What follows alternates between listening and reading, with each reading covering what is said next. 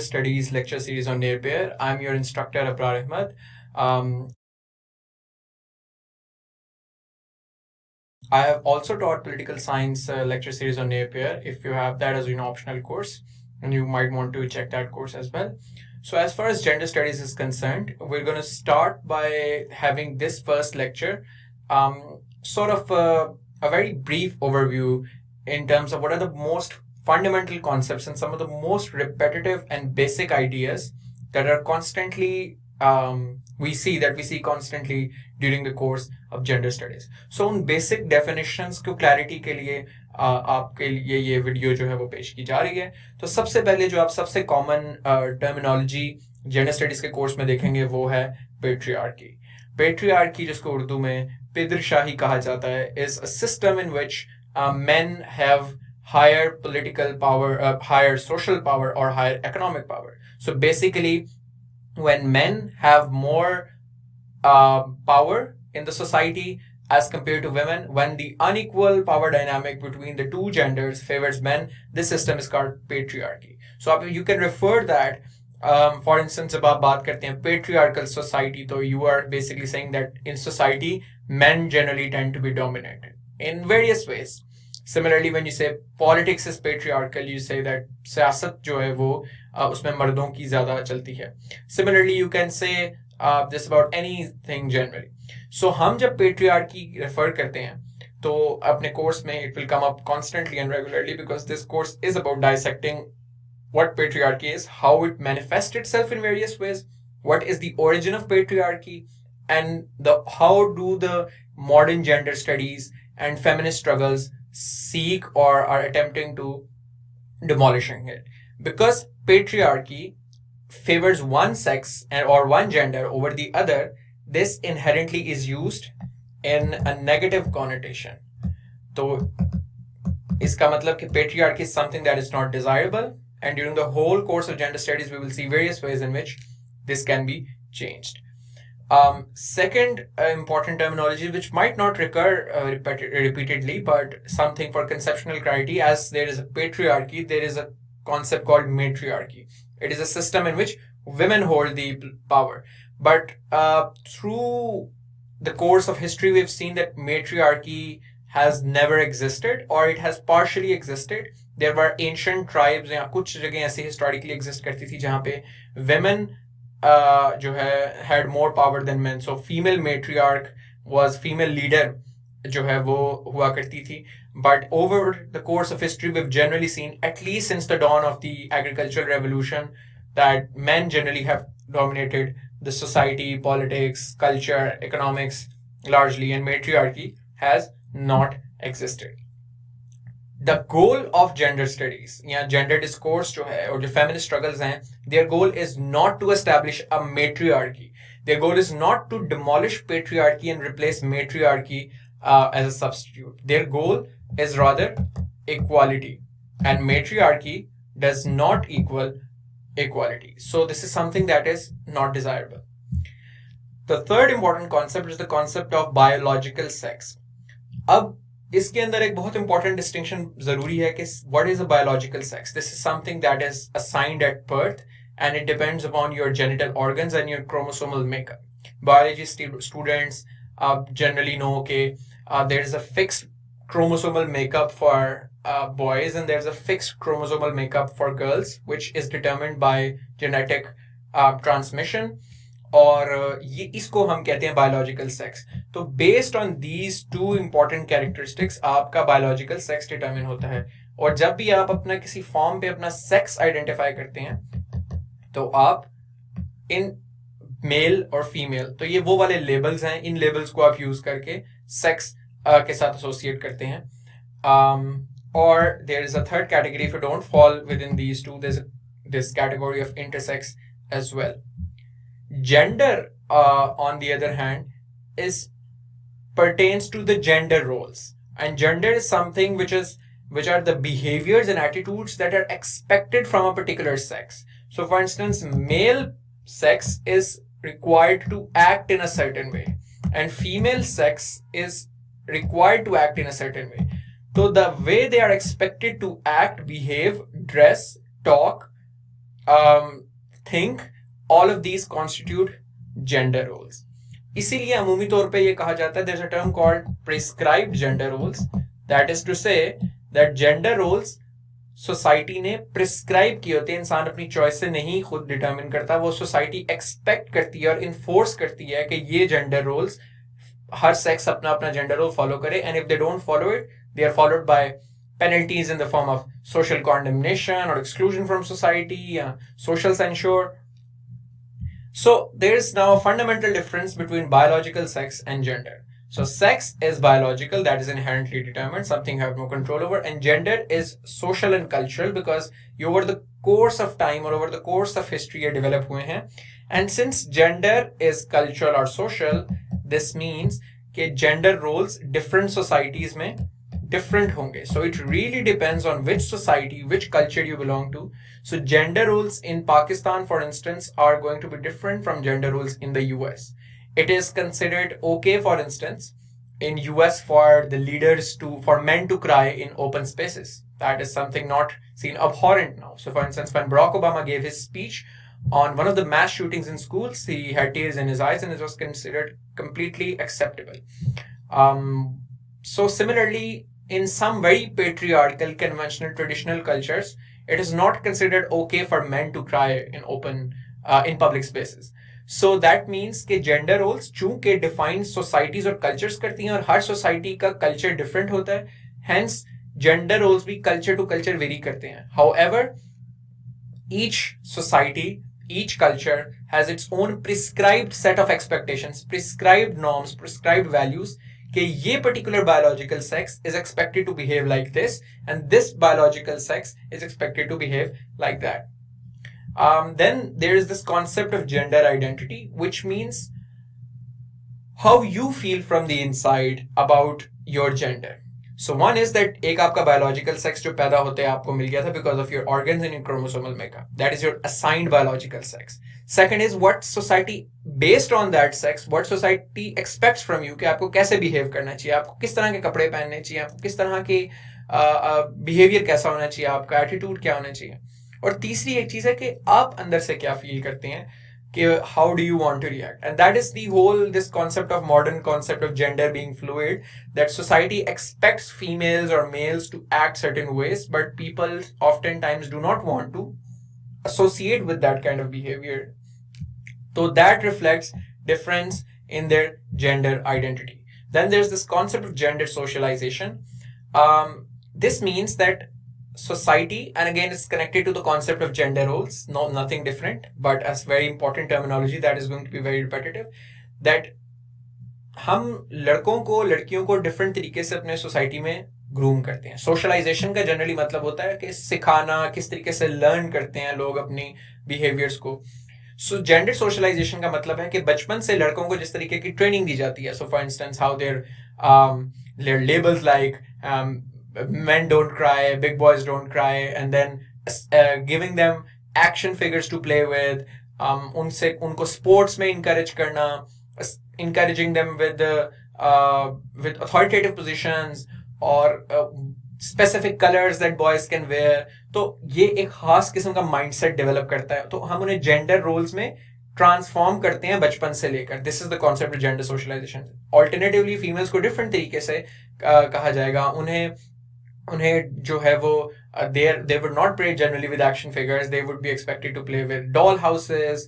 They will be expected to care for others. They will be expected to be emotional. They will be expected to be to look nice, to look beautiful, and not expected to be very athletic. And their sports will be more feminine in that sense. तो हम society, culture, society के institutions लड़कों लड़कियों को different तरीके से socialise करके उनको ग्रूम करके डिफरेंट जेंडर रोल्स में डालते हैं. This is what gender socialisation means. Then there's this concept of objectification that is very going to be recurrent in this course. Objectification, as the word suggests, के object से निकला है कि जब आप किसी को इंसान की बजाय एक ऑब्जेक्ट समझो और उसको एक ऑब्जेक्ट की तरह ट्रीट करो. And then there are various ways in which you can do that. One is कि आप उसकी ऑटोनॉमी को, उसकी आज़ादी को, उसके अपने माइंडेडनेस को, उसकी अपनी राय को अगर वैल्यू नहीं करते, it means that you are not considering the other person as a complete human being and reducing them to mere objects which you can use as you deem fit. तो इस हवाले से हिस्टोरिकली खातीन as a gender have been objectified for how men find appropriate. So जो मर्दों को लगता था as the theory goes, इसीलिए women are shown in advertisements in ways that is appealing for the male gaze. तो उनको sexually objectify करना in advertisements, in prostitution, in pornography, all of these are examples of objectification because you're reducing them from their humanity down to just body parts. Again, this is something that feminists and modern gender studies critiques strongly against.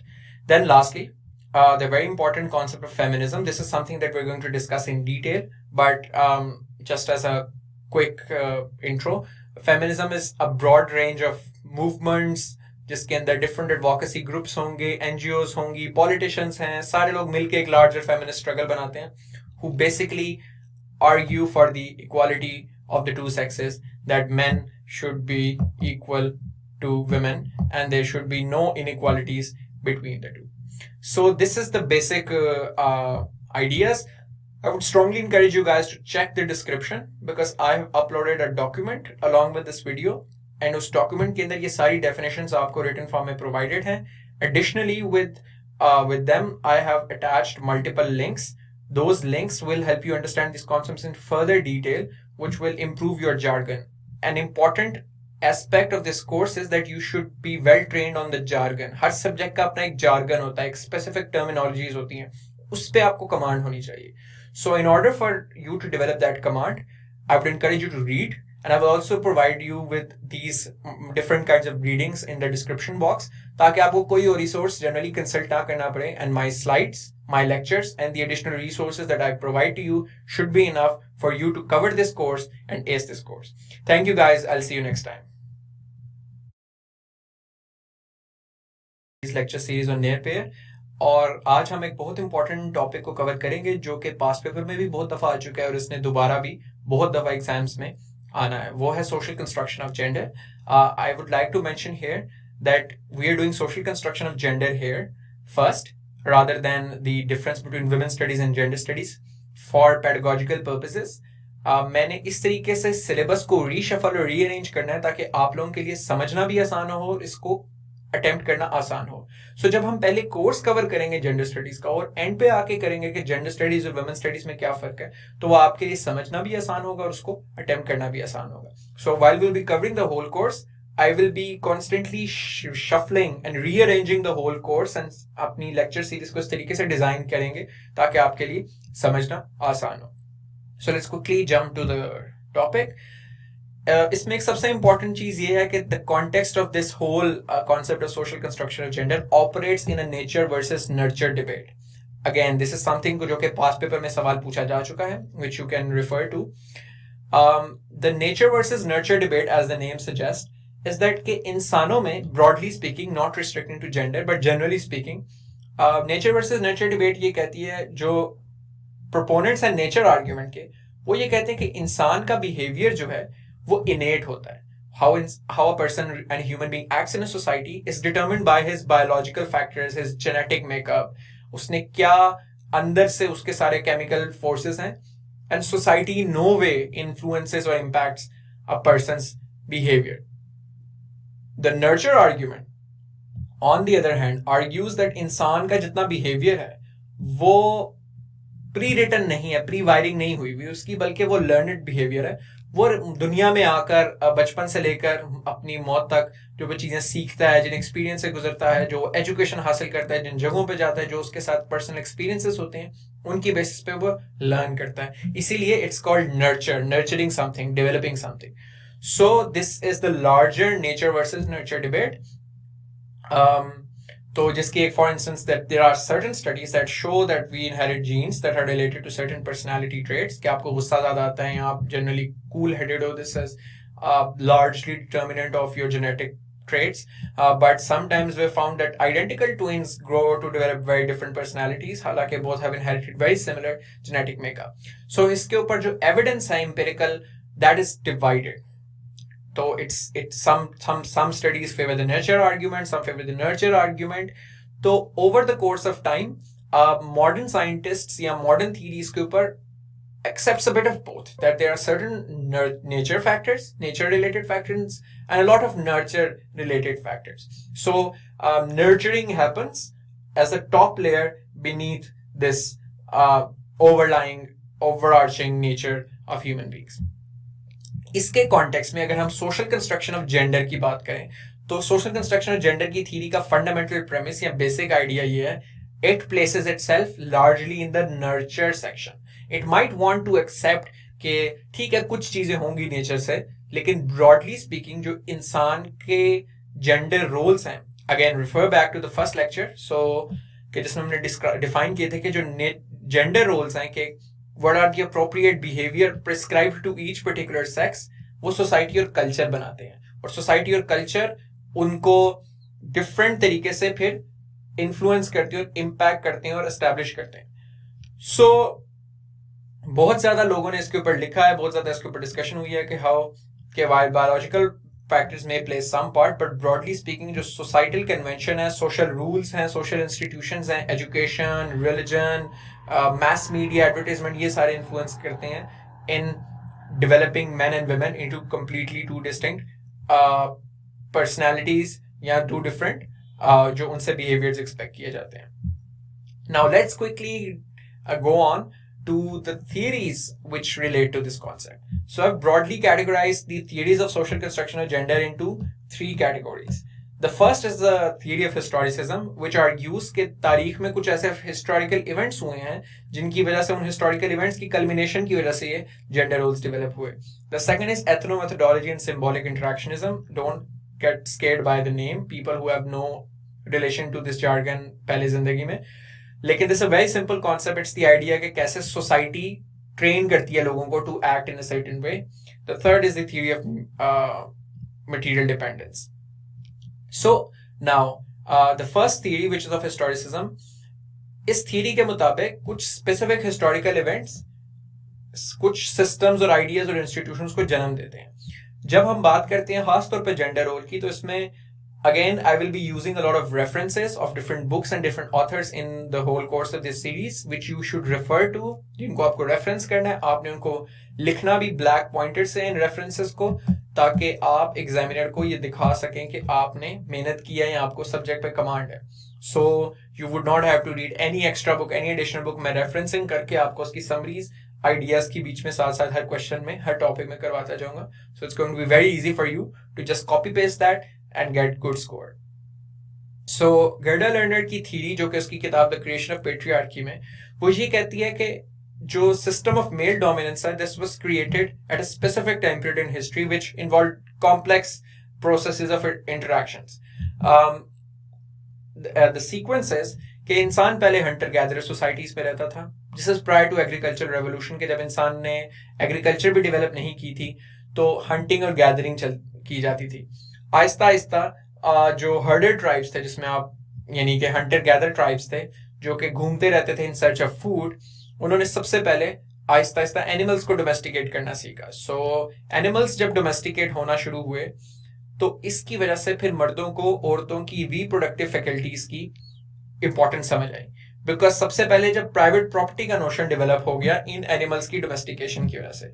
सो जब animals domesticate इंसान ने करना शुरू कर दिए तो इतनी भैंसें, इतना आपका जो है buffalo, they became your own. So your animals became your private property. जब प्राइवेट प्रॉपर्टी का कॉन्सेप्ट डेवलप हुआ ओनरशिप ऑफ हर्ड्स की वजह से, तो इंसान के अंदर, मर्द के अंदर इन पर्टिकुलर, ये जस्तजू हुई कि मेरी प्राइवेट प्रॉपर्टी, मेरी प्रोजेनी मेरे बच्चों में ही जानी चाहिए. तो चूंकि मेरी प्रोजेनी सिर्फ मेरे बच्चों में जानी चाहिए, इसलिए औरत की चैस्टिटी का कॉन्सेप्ट डेवलप हुआ. Because if a woman is having kids from multiple husbands, this means that I am not sure if my property जिस बंदे बच्चे को जा रही है मेरी इस बीवी से, क्या वो इस the only my exclusive wife or not. So that was the rationale that early humans thought. So hence men thought that their wives should be chastised, should be virgin, and as such this basic concept of chastity of women or expectation of women to be loyal to the man developed because men wanted to transfer their private property to their own progeny.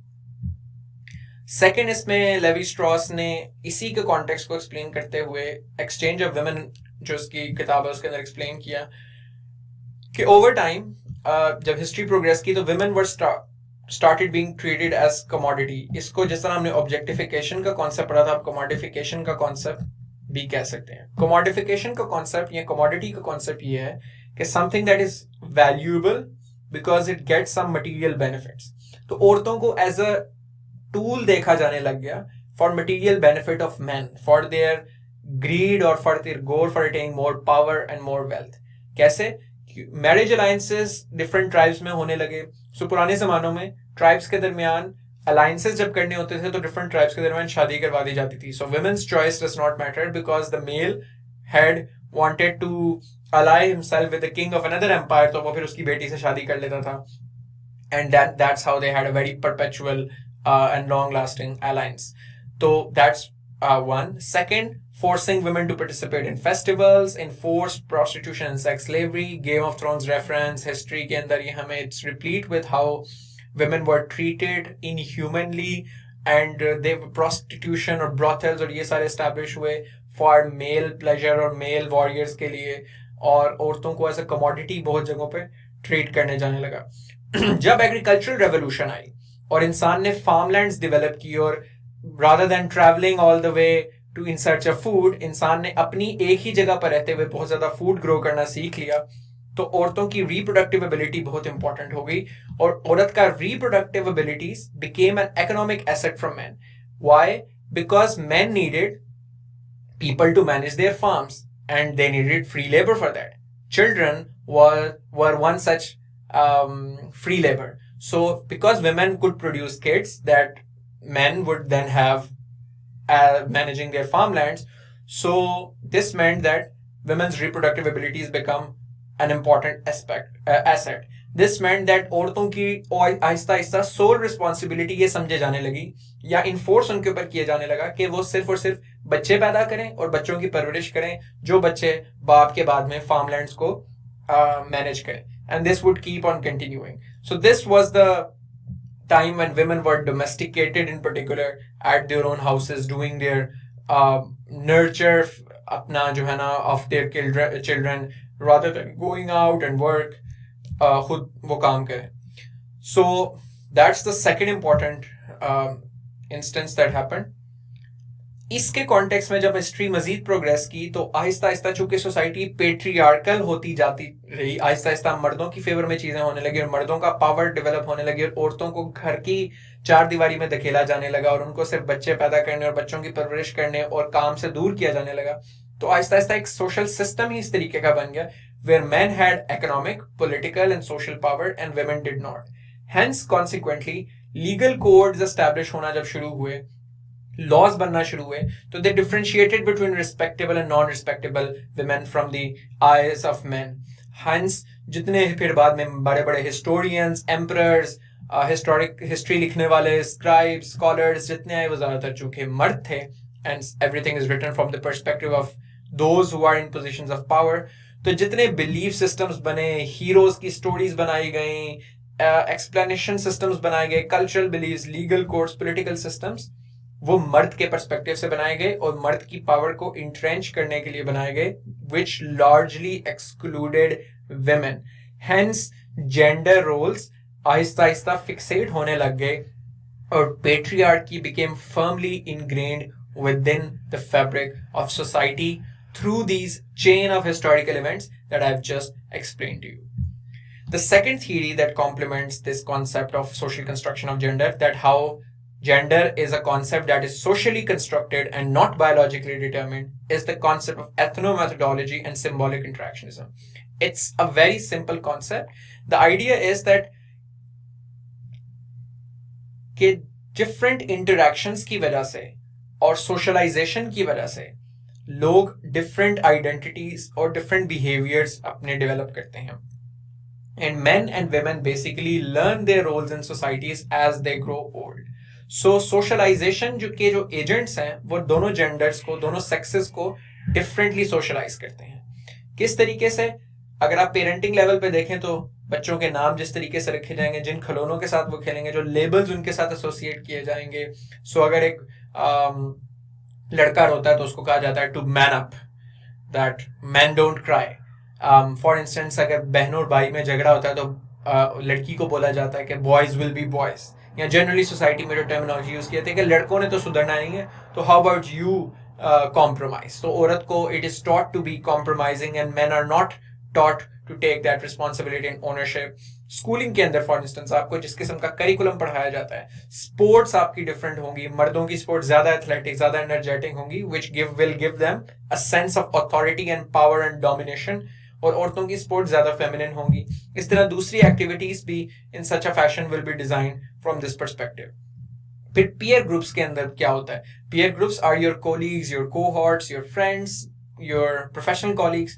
तो generally फिर इन norms के साथ conform करने का pressure उनकी तरफ से भी आता है. सो फॉर इंस्टेंस जब बच्चे स्कूल में जाते हैं तो जो लड़कियां होती हैं, एक लड़की को दूसरी लड़कियों का इन्फ्लुएंस होता है कि if other girls are conforming better to their role and getting social appreciation from their friends, from their teachers, from their parents. एक लड़की जो बहुत खूबसूरत है और बड़ी वो तैयार होके आती है, and she gets a lot of praise from and attention from others, and she get a lot of praise from the parents and from teachers. So at a young age this might give an impression to other girls that this is something that is ideal for us. तो इसलिए वो भी फिर उस तरीके से act करने लग जाते हैं. इसी तरह वो लड़का जो बहुत माचो है, बहुत मैनलीनेस और मैस्कुलिनिटी उसकी इज ऊजिंग आउट, तो and he is very light because of this. तो इसकी वजह से फिर बाकी लोगों को लगता है this is the standard that we need to conform to. So एक पीयर प्रेशर का भी एलिमेंट इसके अंदर आ जाता है. फिर media portrayals are very important, specially ever since this information age in television. मगर उससे पहले भी जिस तरीके से नॉवेल्स लिखे जाते हैं, जिस तरह की स्टोरी सुनाई जाती थी, फिर पॉपुलर कल्चर में जिस तरीके से रिप्रेजेंटेशन औरतों और मर्दों की जाती है, हीरोज, पॉलिटिशियंस, वो एक आइडियल जेंडर का कॉन्सेप्ट डेवलप करते हैं. तो ये आइडिया कि चूंकि मर्दों ने जनरली टीवी पे अपनी सोसाइटी में ज्यादा मर्दों को पॉलिटिशियंस के रोल में देखा है, तो ऑटोमेटिकली इसकी मिसाल ये बड़ी अच्छी बन जाती है कि बहुत सारे लोग फिर कंसिडर करते हैं कि मर्द make ideal politicians and women don't, precisely and simply because the fact कि उनकी जिंदगी में विजिबिलिटी ज्यादा रही है of watching male politicians. Hence they think that all politicians should be male, या जनरली उनको मर्द पॉलिटिशियंस को वो प्रेफर करते हैं. So these are all the things in how people and learn their genders. फिर इसी तरीके से सोसाइटल एक्सपेक्टेशंस होते हैं. तो जो सोशल बिहेवियर एक्सपेक्ट किया जाता है मर्द से और औरत से डिफरेंटली, अगर वो अपने अपने अप्रोप्रिएट एक्सपेक्टेड सोशल बिहेवियर से कंफॉर्म नहीं करते, for instance if a woman wants to break out of that social expectation and wants to be more brave, more outgoing, more adventurous, defy the norms, then she will be labeled rebellious, she will be called different names. तो उसको condemnation का सामना करना पड़ेगा. While a woman who conforms to these roles will be appreciated, and the same is true for how men are expected to do. So for instance इसमें एक बड़ी important ये एक अच्छी illustration है कि why boys are not expected to play with dolls and women not expected to play with cars and trucks. तो gender roles को reverse कभी क्यों नहीं किया? तो हमेशा से चूंकि एक ही तरह से बचपन में ट्रेनिंग उनकी डिफरेंट तरीके से की जाती है, that is why they develop different personalities. इसमें जूडिथ बटलर का कॉन्सेप्ट जेंडर परफॉर्मेटिविटी का आता है, doing gender.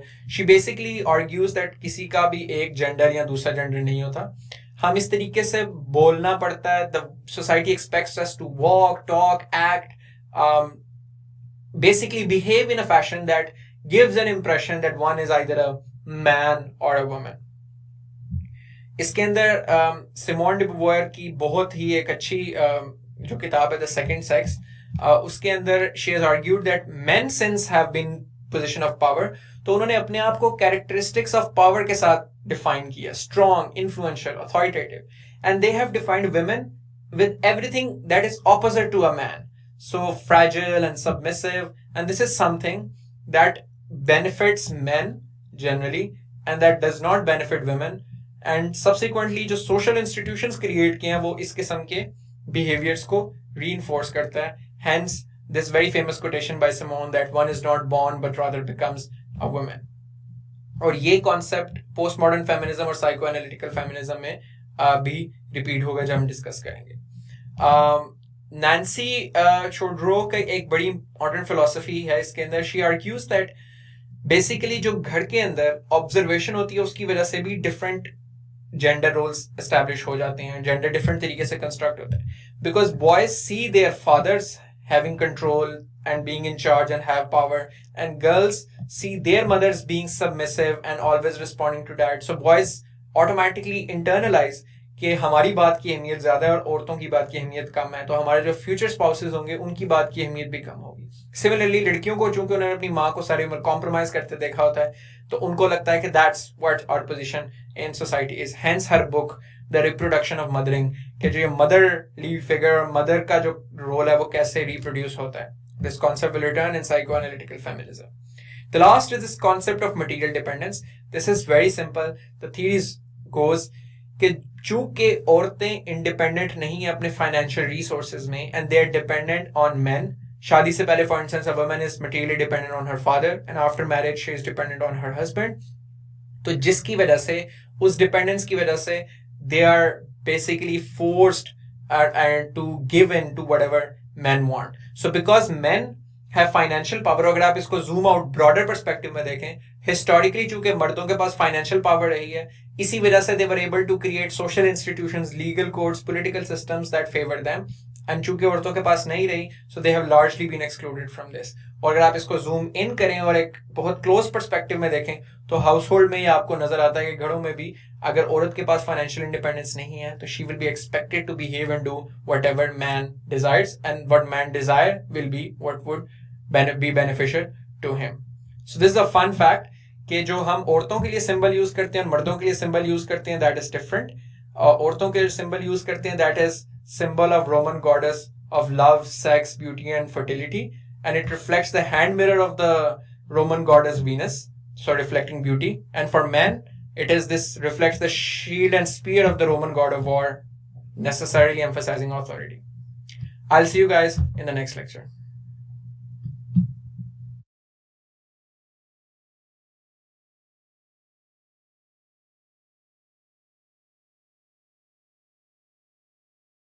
Lecture series on Napier, and today we're going to start with the waves of feminism. So in the previous lecture we did the social construction of gender. So once you understand the concept, the theory that different feminists have historically posited, that how gender is an artificial social construct, this means that if something is socially constructed, then this is something that can be socially changed as well. So all of them have rooted their idea in the concept that gender एक social construction है जिसने patriarchy को जन्म दिया. तो patriarchy society ने construct किया, तो उसको चेंज भी किया जा सकता है. अब उसको चेंज करने के लिए हिस्टोरिकली डिफरेंट मूवमेंट्स चली हैं जिनको हम वेव्स ऑफ फेमिनिज्म कहते हैं. वेव्स ऑफ फेमिनिज्म बेसिकली हम टाइम लाइंस में और टाइम पीरियड्स में डिवाइड करते हैं. Obviously they have a particular zeitgeist to them, कि एक पर्टिकुलर फ्लेवर है या पर्टिकुलर उनका एक फीचर्स हमें कॉमन कुछ नजर आते हुए हैं. तो let's quickly jump on to the first wave. And waves by the way are going to be discuss in western setting. उसके अलावा हम फेमिनिस्ट मूवमेंट इन पाकिस्तान को भी बाद में कवर करेंगे. I'll also make relation of every wave with the type of feminism, because अक्सर लोगों को कनेक्ट करने में मसला होता है कि कौन सी टाइप ऑफ फेमिनिज्म कौन सी वेव के साथ एसोसिएटेड है. So the first wave of feminism is associated with liberal feminism that started with 1848 and went on to 1920s. The first wave primarily focused on legal issues. Basically इसके अंदर बहुत सारे जितने activists, जितने groups, खातीन जो थी, उनका आइडिया ये था कि औरतों को राइट टू वोट खास तौर पर दिलवाने के लिए, because women did not have the right to vote. इसके अंदर खातीन ने बहुत सारे प्रोटेस्ट लॉन्च किए, लेक्चर्स किए, मार्चेस किए, जिसकी वजह से उन्हें बहुत ज़्यादा सोसाइटल बैकलैश और लीगल बैकलैश का सामना करना पड़ा, and they ended up giving the right to vote. The aspiration back then was that if women were given the right to vote, this would help her get all her rights, because women was not an important constituency for politics. So अगर कोई बंदा voter नहीं है तो उसके issues भी important नहीं होते. So the theory was that अगर औरतों को वोट का हक मिलता है तो इसके एवज फिर आहिस्ता आहिस्ता वो दूसरे अपने हकूक भी हासिल करना शुरू हो जाएंगे. अगर हम इसके बैकग्राउंड देखें तो in the early 1800s women were largely excluded from power corridors or from important considerations. They could not vote. They rarely had the given the right to property. But जब French Revolution आई तो उसके अंदर औरतों ने actively participate किया. तो this was the first time that women's voice began to be heard as a collective group. Mary Wollstonecraft was one of the first feminists जिसने A Vindication of the Rights of Women 1792 में लिखी, which she is regarded as the grandmother of feminism.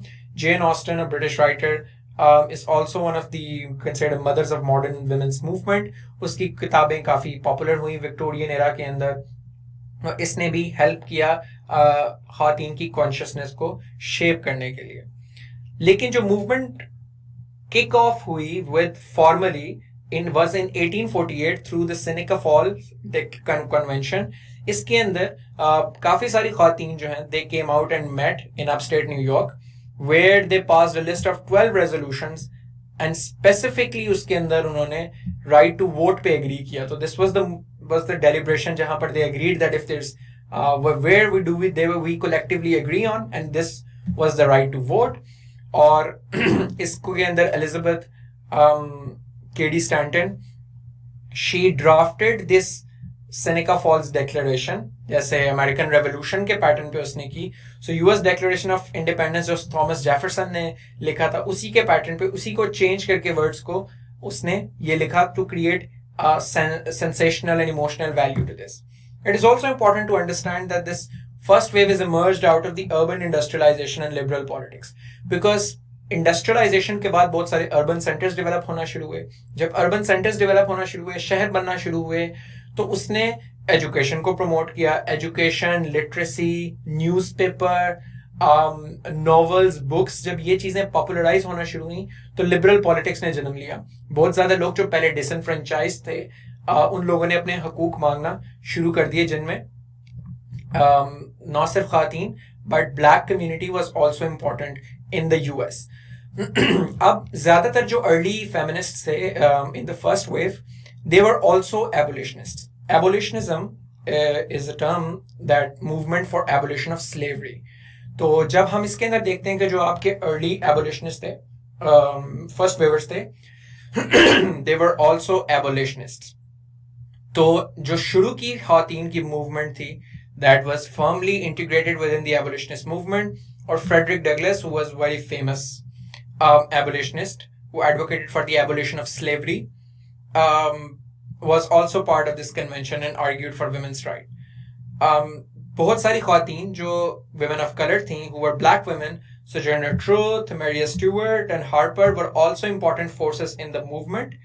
They were arguing not just for the right to vote for women, but for the right to vote for all, because it's important to remember that at that time black people did not have the right to vote either. So only white men, especially white property owning men, had the right to vote. So Sojourner Truth की ये बड़ी famous एक illustration है. Sojourner Truth की बहुत famous speech थी, Ain't I a Woman, जो कि बड़ी popularized हुई थी. However, over time, first wave feminism started developing some racist overtures. Racist connotation इसके अंदर इसलिए आना शुरू हो गई बिकॉज आहिस्ता आहिस्ता जो वाइट वेमेन थी, they kind of became dominant members of this movement. So for instance Susan B Anthony established itself specially for white women, और उनके इशूज ज्यादा एड्रेस होने लगे और रेशियल रेटरिक को, रेसिस्ट रेटरिक को यूज किया जाने लगा आहिस्ता आहिस्ता for getting emotional support. So for instance 1870 में जब 15th amendment pass हुई after the abolition of slavery, it granted black men the right to vote as well. So you see, पहले blacks used to be slaves. White women were never slaves for obvious reasons. White women owned these black slaves. Now imagine those black men, people who were former slaves of these white women, they became free and they had earned the right to vote, but their masters, white women, still did not have the right to vote. So this truly infuriated them, that are they like going to be granted the right to vote later than their slaves? So yeah, this is something that exposed or brought to fore the inherent racism within white first wave feminists.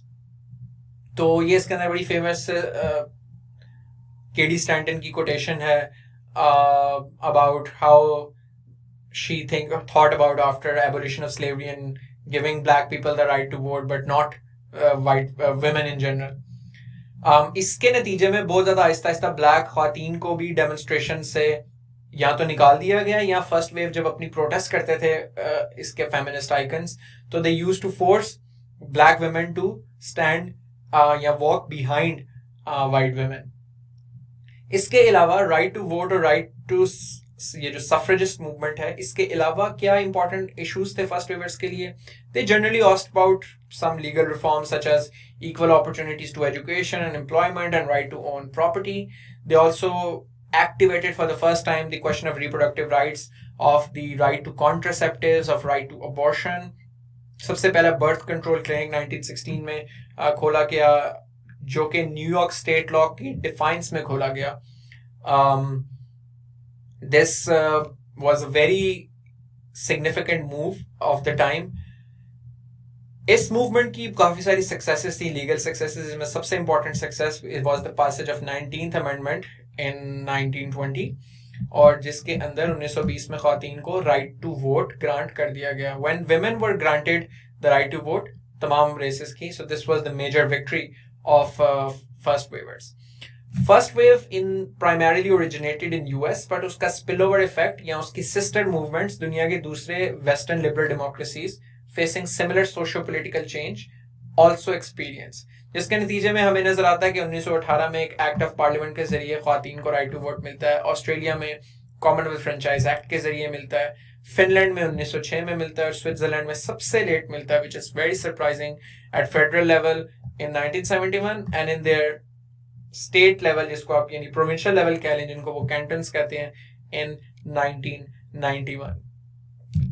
इसका aftermath इस time period का ये था कि 19th legislative amendment जब पास हुई, इसकी मेजर विक्ट्री थी.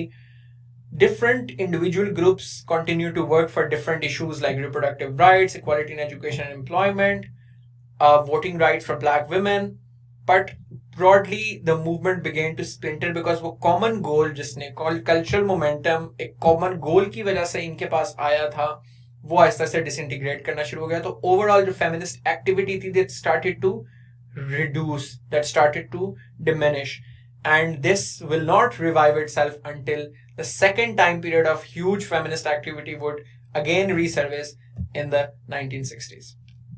The last important aspect is the critique on this, as we have discussed that there are certain racist overtures in this movement. जब ख़वातीन जो थी, जो दूसरी रेस की थी, उनको जिस तरीके से बार किया गया, रेसिस्ट रेटरिक को यूज करके अपने एजेंडे को परपेट्रेट किया गया, तो ये एक बहुत बड़ी क्रिटिक थी. दूसरी क्रिटिक इसके ऊपर ये बनती है कि although right was granted to all women, but black women particularly had practical problems with related to voter identification. for instance, south के अंदर जब जिम क्रो लॉज आ गए, तो फिर से दोबारा ख़वातीन को, जनरली ब्लैक कम्युनिटी को, जिसके अंदर obviously black women automatically become a part of it, had problem and difficulty in voting process.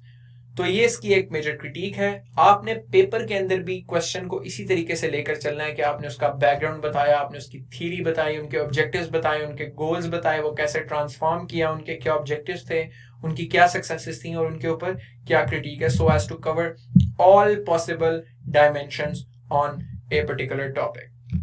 I'll also provide you guys with some further readings to these in the description, or you can simply Google these additional readings that I provide to you. One thing that I would recommend you guys obviously is not to read the whole thing or not the complete books, जैसे कि पूरी किताबें भी इसके अंदर mention है, but to just read the summary of it. By reading the summary of it, you will get good command over the jargon, और आपको उस टाइम पीरियड के पूरे आइडियाज की भी समझ आएंगे. So these are all the readings that were written in the time of the first wave feminism. So any one of you, it's not mandatory these readings, but anyone who wants really good marks or wants to develop a very good command over the subject for the immediate CSS exam or for the next CSS exam, या जिसके पास time ज्यादा है, वो इनकी summaries at least जरूर पढ़े, और फिर उनको रेफरेंस के तौर पे वो अपने आंसर्स में यूज कर सकते हैं और डिफरेंट जगहों पे फिट कर सकते हैं. और खास तौर पे इसकी एक सेपरेट हेडिंग भी बना सकते हैं कि पॉपुलर राइटिंग्स की आप हेडिंग बना सकते हैं जब आप डिस्कस कर रहे हैं इस मूवमेंट के गोल्स और ऑब्जेक्टिव्स, और उनके अंदर इनकी छोटी छोटी समरी 5-6-7 लाइंस की आप लिख लें, तो this will give a very very good impact on the examiner कि आपने एक्चुअल उस टाइम की रीडिंग्स जो है ना उनको पढ़ी, और समरी में पढ़ने में ज़्यादा टाइम भी नहीं लगता, तो this will be very beneficial to you. So my lectures are devised in such a fashion that anyone who just wants to do it quickly, यहाँ तक आप कवर करें, इन स्लाइड्स को अपने नोट्स में ट्रांसफॉर्म करें, इन पे थोड़ा बहुत रीडिंग करें, मैंने जो डिस्क्रिप्शन में आपको अक्सर लिंक्स एसोसिएटेड दिए होते हैं उनको गो थ्रू करें, and you are good to go. But there are lots of things. तो लेकिन अगर आप इतना भी कवर करेंगे, even then I sure you going to get very good marks. But अगर आपने बहुत ज़्यादा शिश्का डालना है, so this is something that you can obviously do. So I'll be catering to the all kinds of students, potential students, who have different absorption capabilities and who want to do differently. कि कुछ लोग ज़्यादा ambitious होते हैं, तो for you are very ambitious और आप बहुत out of the box जाके चीज़ें करना चाहते हैं, तो that will also be provided to you guys. That's all for today. I'll see you guys in next lecture on the second wave of feminism. Thank you. Studies lecture series on Napier, and today we're going to discuss the second wave of feminism.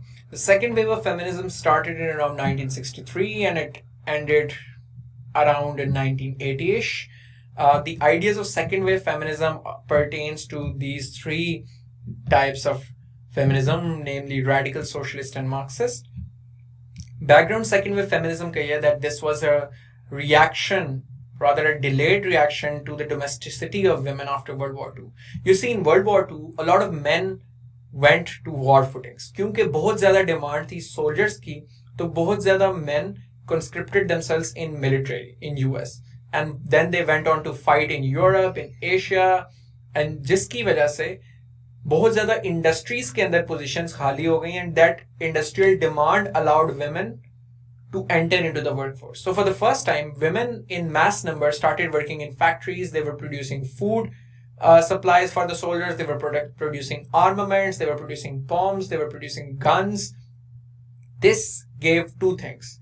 First, women realized for the first time that this is not something that only men can do. Industry के अंदर assembly line के ऊपर हम भी चीजें जोड़ सकते हैं, इतना कोई मुश्किल, इतनी कोई physical strength required नहीं है. And second, it gave them financial autonomy. So for the first time, they were earning money themselves rather than being dependent on their husbands. So this gave them a taste of autonomy and liberty and liberation that men had always enjoyed in history. But once those men came back from the war, and many of them retired from service because it was no longer required to keep such a huge military, women were again expunged from the industries and men were taken in their place. So it took a while for women to realize what was wrong with their lives.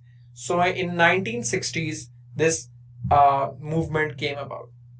Second important जो इसके अंदर जो एक monumental event था which caused this was this book Feminine Mystique that was launched in 1963 because it was sold 3 million copies.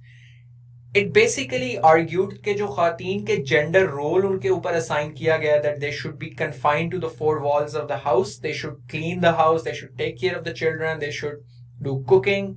This is a problem. Women are not having psychological satisfaction and they're not able to fulfill or self-actualize themselves because the system is broken, which forces them to do house chores और उनको वो restrict करता है. It's a very sarcastic quotation and very pertinent quotation that shocked and gave a voice to a lot of women who were doing housework, that कि उनकी जिंदगी का कोई खास मकसद नहीं है because उनको सिर्फ menial काम के लिए रखा गया. और वो ये आर्ग्यू करती थी कि चूंकि औरतें जो जिंदगी से अपने सेटिस्फाई नहीं है, ये उनकी गलती नहीं है. The fault lied with a system that does not allow them to exercise their creative intellectual faculties, and as such women were the right, and they had the right to be unhappy, and they had the right to be angry. It was not revolutionary in its content. For instance, the ideas of this book were already discussed by early feminist writers, but it was revolutionary in its reach because it reached the hands of housewives जिन्होंने अपने दोस्तों को दिया, जिन्होंने अपने आगे से लोगों को पास किया. तो over time this book became a popular hit in well-educated middle-class white women जो खास तौर पे बड़े अच्छे घरों और फैमिलीज में रह रही थी, and all of a sudden they realized that the system is wrong and there's something wrong with it and they need to do something about it. So the central focus इस movement का, इस wave का, इस time period में जो activism हुआ था उसका इशू ये था कि in basically to change the way society thought about women. It talked about casual systemic sexism that is ingrained in society. Sexism again is an important word that I might have missed in the first lecture. Sexism is basically the idea कि आप discriminate against the other person based on their sex. Sexism itself is a gender neutral term. Sexism could be against a man as well, but generally हम जब refer करते हैं sexism को तो it generally refers to discrimination against women. इसका जो specific word है वो misogyny है, और misogyny के the discrimination against the female sex. Hence it was critical of the view कि खातीन का जिंदगी का सबसे बड़ा मकसद डोमेस्टिक और डेकोरेटिव है कि वो बस घर में एक वो ऑर्नामेंट की तरह बैठी रहें और वो खूबसूरत दिखें और वो अपने मर्द को खुश रखें और घर का सफाई रखें. This was something that they declared open sexism and they wanted to rip this system apart. They were also critical of the standards of beauty that objectified women. The argument was in the second wave कि जो standards of beauty हैं कि women should act and they should look a particular way, उनके खास किस्म के बाल होने चाहिए, खास किस्म के कपड़े होने चाहिए, their skin should look a particular way, they should dress up in a particular way, or all the standards of beauty that are created from the lens of men, because men control media, men control advertisement industry, men control ये सारा का सारा political system. Hence उनको जो लगता है कि खातून की कंसेप्शन होनी चाहिए वो उन्होंने बनाई है, और उसके अंदर उन्होंने औरत को उसकी इंडिविजुअलिटी और ह्यूमैनिटी नहीं दी बल्कि उसको एक ऑब्जेक्ट की तरह ट्रीट किया. सो फॉर इंस्टेंस ये जितने बड़े बड़े फैशन शोज हैं according to second wave, they are inhuman, they are dehumanizing, because a woman is required to show off her body, and a woman and her worth will be determined on how beautiful her aesthetics are, how beautiful her face is, and how beautiful her body is, rather than her inherent intellectual faculties, her educational qualifications. तो उसकी personality और उसकी traits और उसके talent और features से ज़्यादा उसकी physical attributes की basis पर उसको judge किया जाएगा, which is an essentially what objectification is. So second wave was very critical of all this, and second wave relates to the radical feminism movement, which we will cover separately as well. तो 1968 में जो है इसके ऊपर demonstrations की गई इसके against, और उन्होंने बहुत ज़्यादा ceremoniously एक symbol के तौर पे बहुत सारे objects को burn किया. They threw them away as a symbol of basically trying to rattle the system of patriarchy. So Playboy magazine, for instance, is one of the very, very prevalent magazines that objectifies women according to them.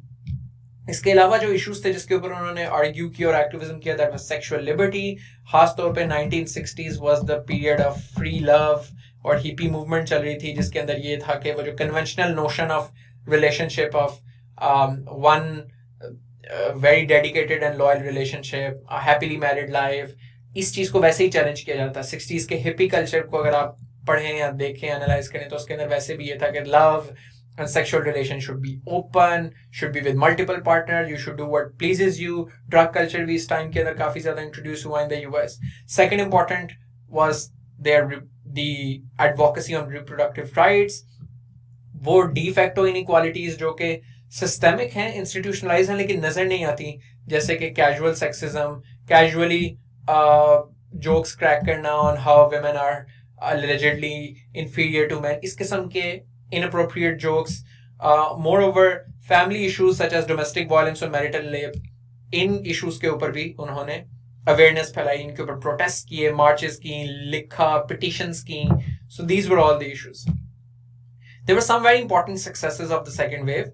उन्होंने काफी legislative और legal victories हासिल की. The Equal Pay Act of 1963 in the US theoretically outlawed the gender pay gap. कि इस act के मुताबिक women and men were required to pay same for the same amount of work. बहुत ज़्यादा कुछ Supreme Court के 60s और 70s में decisions आए multiple, जिसकी वजह से birth control for the first time was accepted as a right. Then Title IX was a piece of legislation that gave women the right to educational equality, educational institutions prior to that could discriminate on the basis of gender. But after passage of this piece of legislation, educational institutions could not discriminate on the basis of gender.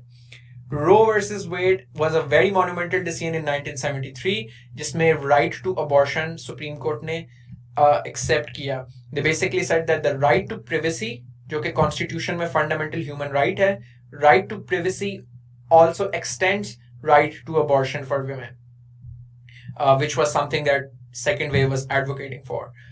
Nebraska ने marital rape में सबसे पहले first state to pass the law against marital rape in 1976. John F. Kennedy in his presidency also established commission on the status of women. The second waivers also worked on getting women the right to hold credit cards under their own names rather than that of their fathers or their husbands, and they could now independently apply for mortgages and loans from banks. They worked to outlaw marital rape or domestic violence. इसके खिलाफ इन्होंने campaign किया, and they also built shelter homes for women fleeing rape and domestic violence. Sexual harassment at workplace को भी इन्होंने address करने के ऊपर बहुत जोर दिया, जो कि तो उसके ऊपर काफी ज्यादा अवेयरनेस फैली. जो क्रिटिक है इस मूवमेंट के ऊपर after all these successes is that it also, like first wave, was dominated by white middle class women, and women who had to work to support themselves was excluded from this larger struggle. So you see, when feminine mystique came out, जो हमने बात की है, that was particularly targeted towards women who were domesticated at home, who were not employed by the larger sector. वो घरों में रहती थी. They were living comfortable lives, but that was not giving them realize their full potential because they were doing only housework. They were not working. And these were primarily white middle class women. Black women, क्योंकि black communities generally tended to be poor, so black women, in order to support family, were already working in more numbers than white women.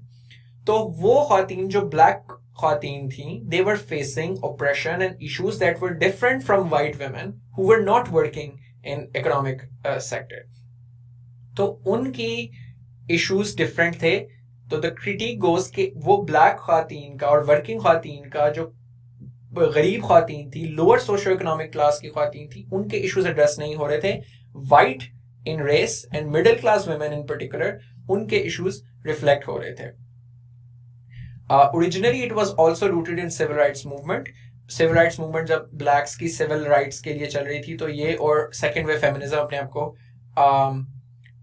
इकट्ठे थी. But over time black women उन्होंने अपने आप को, जो उन्होंने feel किया कि they were not part of second wave because उनको एलिनेट किया जा रहा है, उनके इश्यूज एड्रेस नहीं हो रहे, दे disconnected themselves from the second wave and launched the campaign of womanism, तो ताकि अपने आप को वो डिस्टिंग्विश कर सकें. At that time जो ब्लैक ख़वातीन थी, right to work was not their most important concern because they were already working. What was important for them was how they were treated badly at workplace and how they were not paid at workplace. But that's not just it. Reproductive freedom की जब white middle class ख़वातीन बात करती थी, तो they primarily talked about abortion, that they wanted right to abortion. Black women, on the other hand, obviously a lot of them would want to have the right to abortion as well, but they wanted another issue to be addressed. Historically, by virtue of legacy, black community के अंदर ये बहुत common था कि white masters जो थे, वो black ख़वातीन की forced sterilization कर देते थे कि उनको, so that they could not reproduce, so that they cannot produce kids, and so that white men can rape or can do sexually forced sexual activities commit करें on against black female slaves, and they would not have to worry about having kids from those slaves. So वो forced sterilize कर देते थे, forced infertile कर देते थे ख़वातीन को. तो उसकी एक legacy थी जो चली आ रही थी और black ख़वातीन की collective consciousness में थी. So they not only wanted the right to abortion, but they also wanted to stop the forced sterilization of people of color, black women and people who had disabilities, which was not the priority of the mainstream second wave feminism back then. So hence they decamped from the larger second wave feminism and created this concept of womanism. Hence, in concluding this critique, second wave is criticized for being homogenized and whitewashed feminist theory, white-centered theory. इसके against backlash Aahista Aahista आना इस तरीके से शुरू हुआ कि जब miss America के शो के खिलाफ प्रोटेस्ट किया उन्होंने, इसने बहुत ज्यादा पॉपुलर कल्चर और पॉपुलर इमेजिनेशन को रीडिफाइन किया मर्दों की खास तौर पे.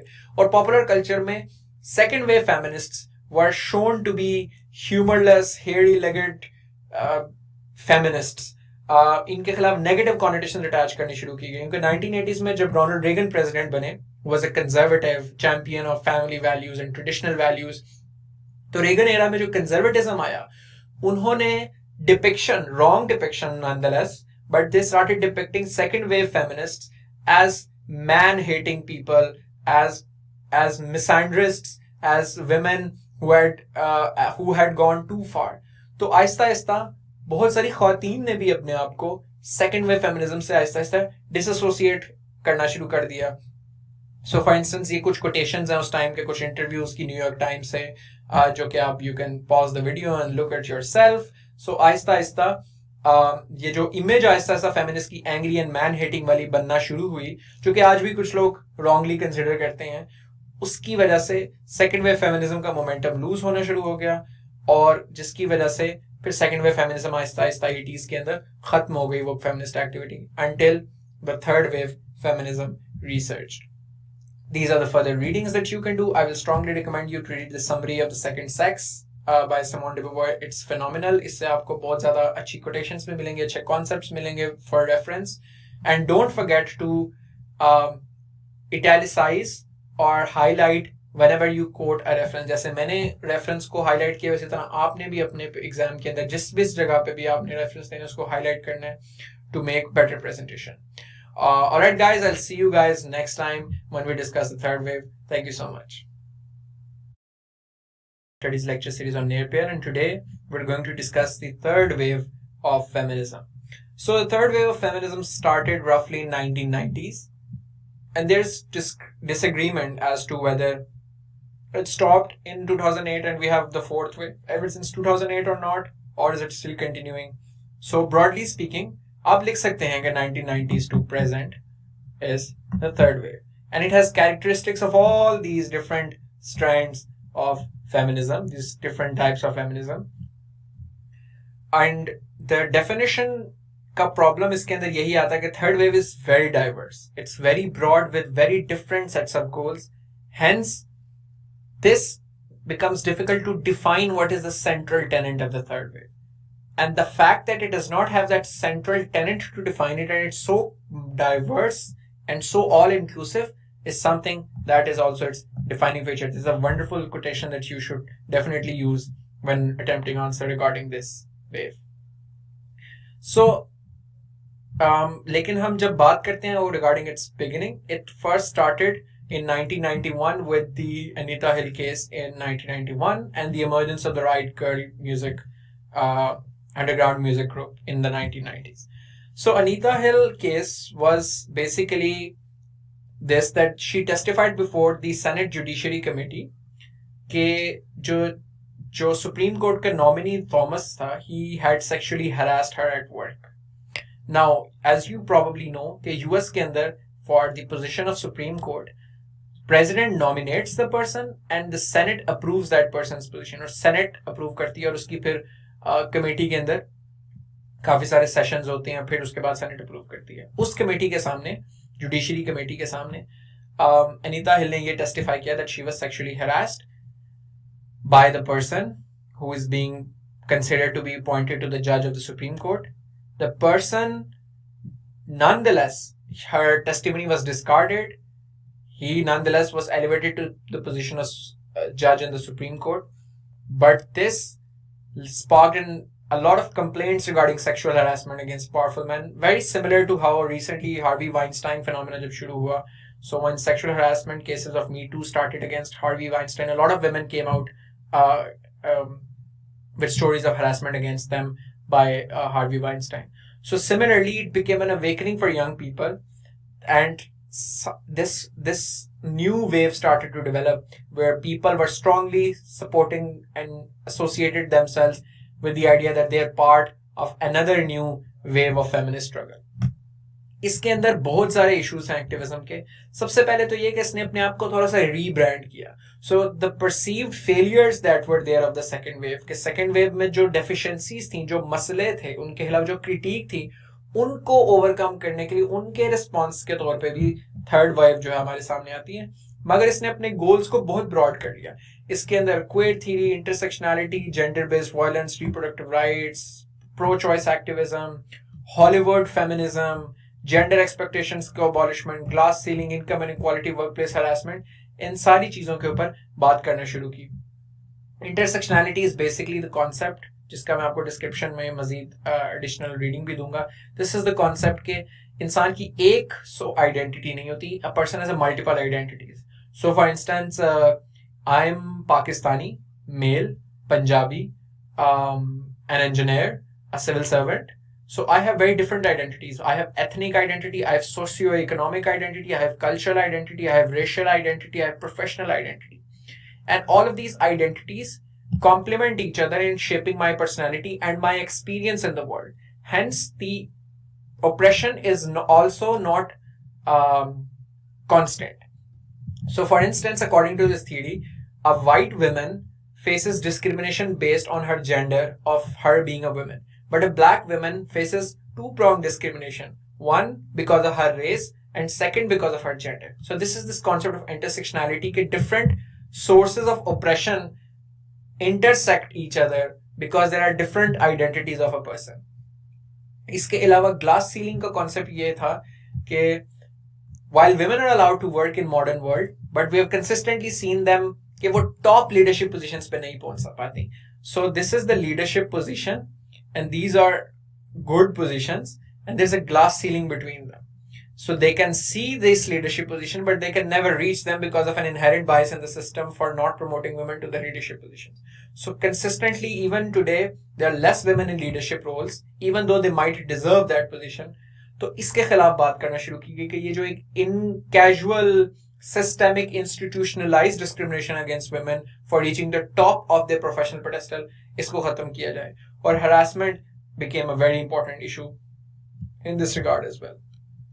इसके intellectual roots basically again जो मैंने आपको intersectionality का पूरा concept अभी explain किया है, Crenshaw ने इसको basically coin किया.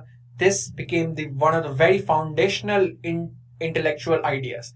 This was something that catered to the critique of second wave as well, because second wave के ऊपर critique ये थी ना कि वो white oriented थी, middle class oriented थी, but because third wave focused on intersectionality, they were able to incorporate black women, transgender women, queer women, lesbian women. So women, lower socioeconomic class की खातीन, poor women were also incorporated. उनके experience को भी इसके अंदर incorporate किया गया. So that is how they rectified the problem that was with the second wave.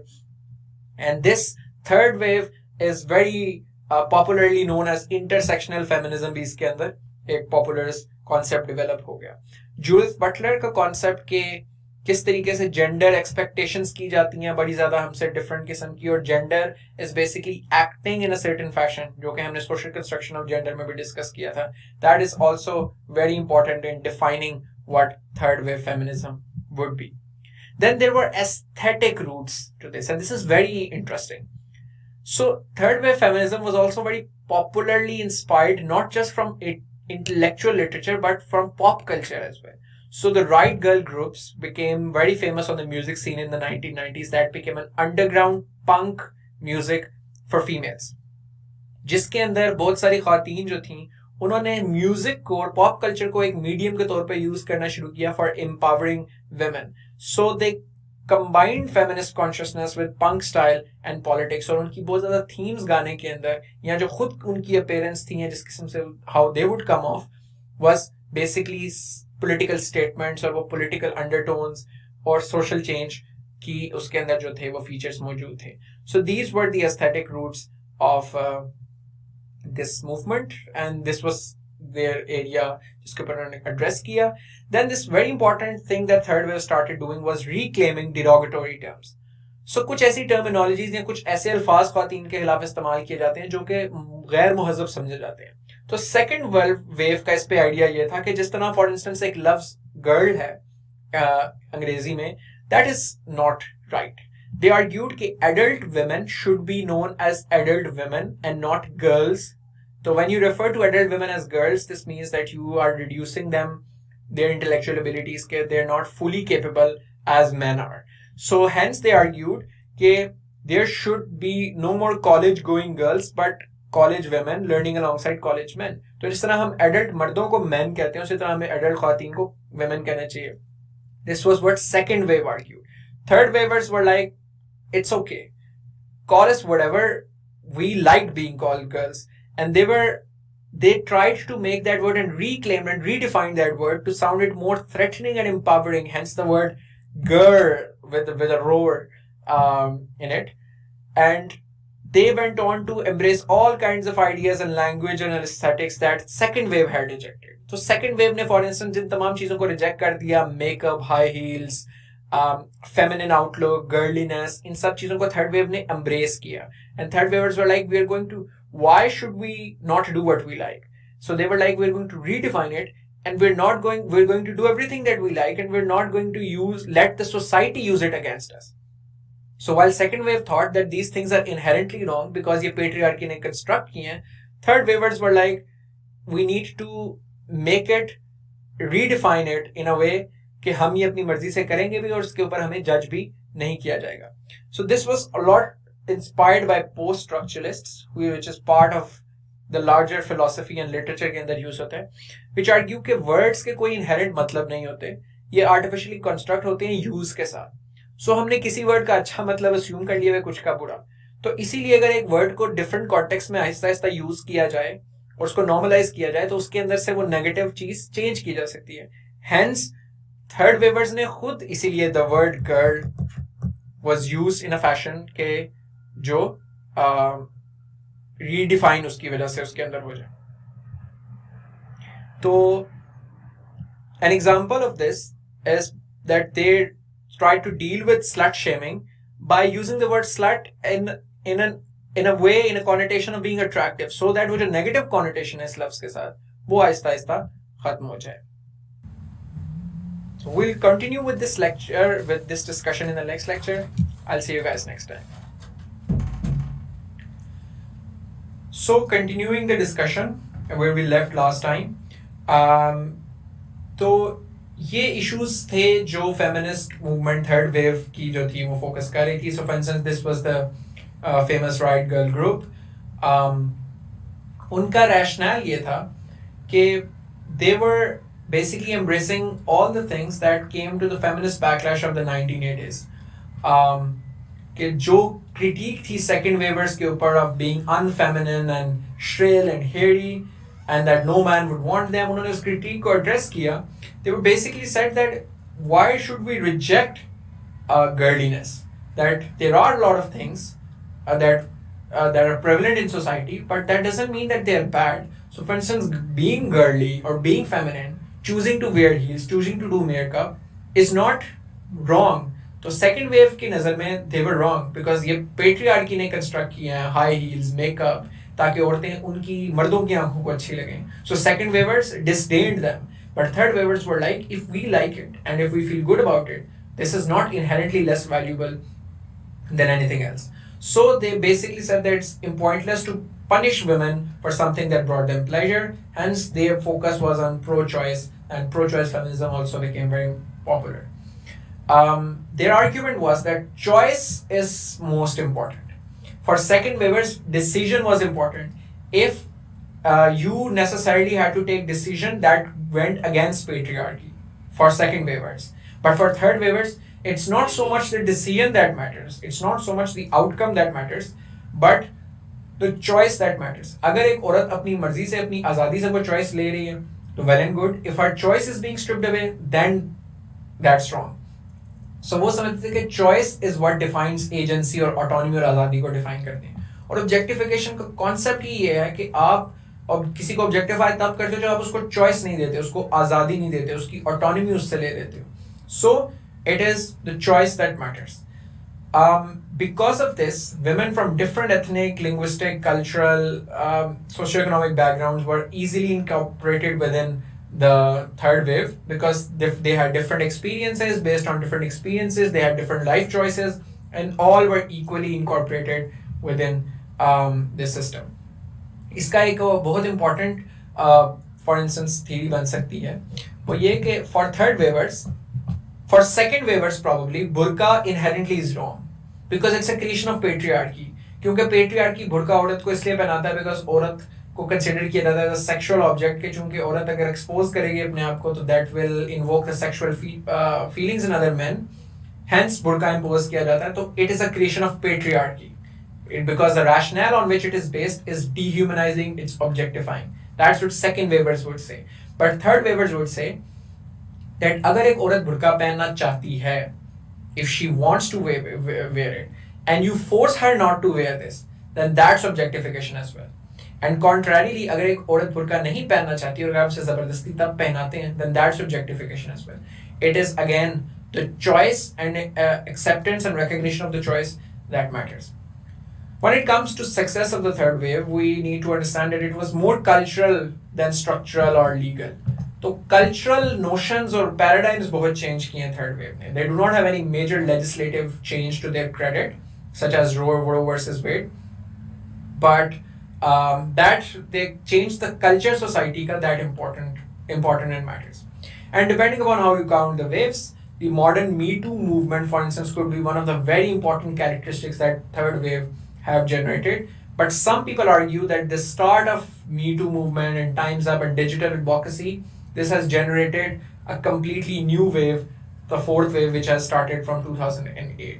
And we've seen that how there have been resurgence in march and protest on part of women and digital activism, which some argue has launched completely new wave known as the fourth wave. If we want to peg its beginning, this can be attributed to the rise of Facebook, Twitter, and YouTube when they became increasingly entrenched in the social fabric of the society. And जब online feminist blogs, Jezebel and feministing popular होना शुरू हो गए. And like all feminist movement, it's not monolithic. इसके अंदर fourth waves के अंदर लेकिन जो essential characteristics हैं, that it accepts queer people, it is sex positive, it's accepting your sexuality, lesbians, gays, bisexual, trans, LGBTQ plus लोगों की acceptance, trans inclusive, body positive and digitally driven. These are some of the features of this wave.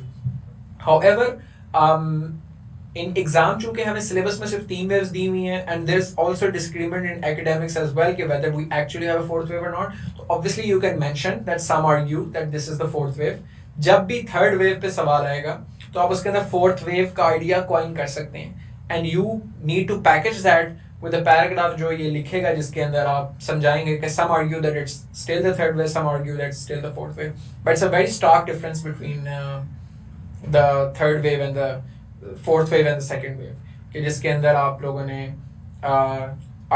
ये difference argue कर सकते हैं कि कैसे digitally driven है Me Too movement and times of movement कैसे इसके अंदर बहुत इंपॉर्टेंट रोल प्ले करती हैं. So these are the further readings that you can do regarding the third wave, and that's all from today.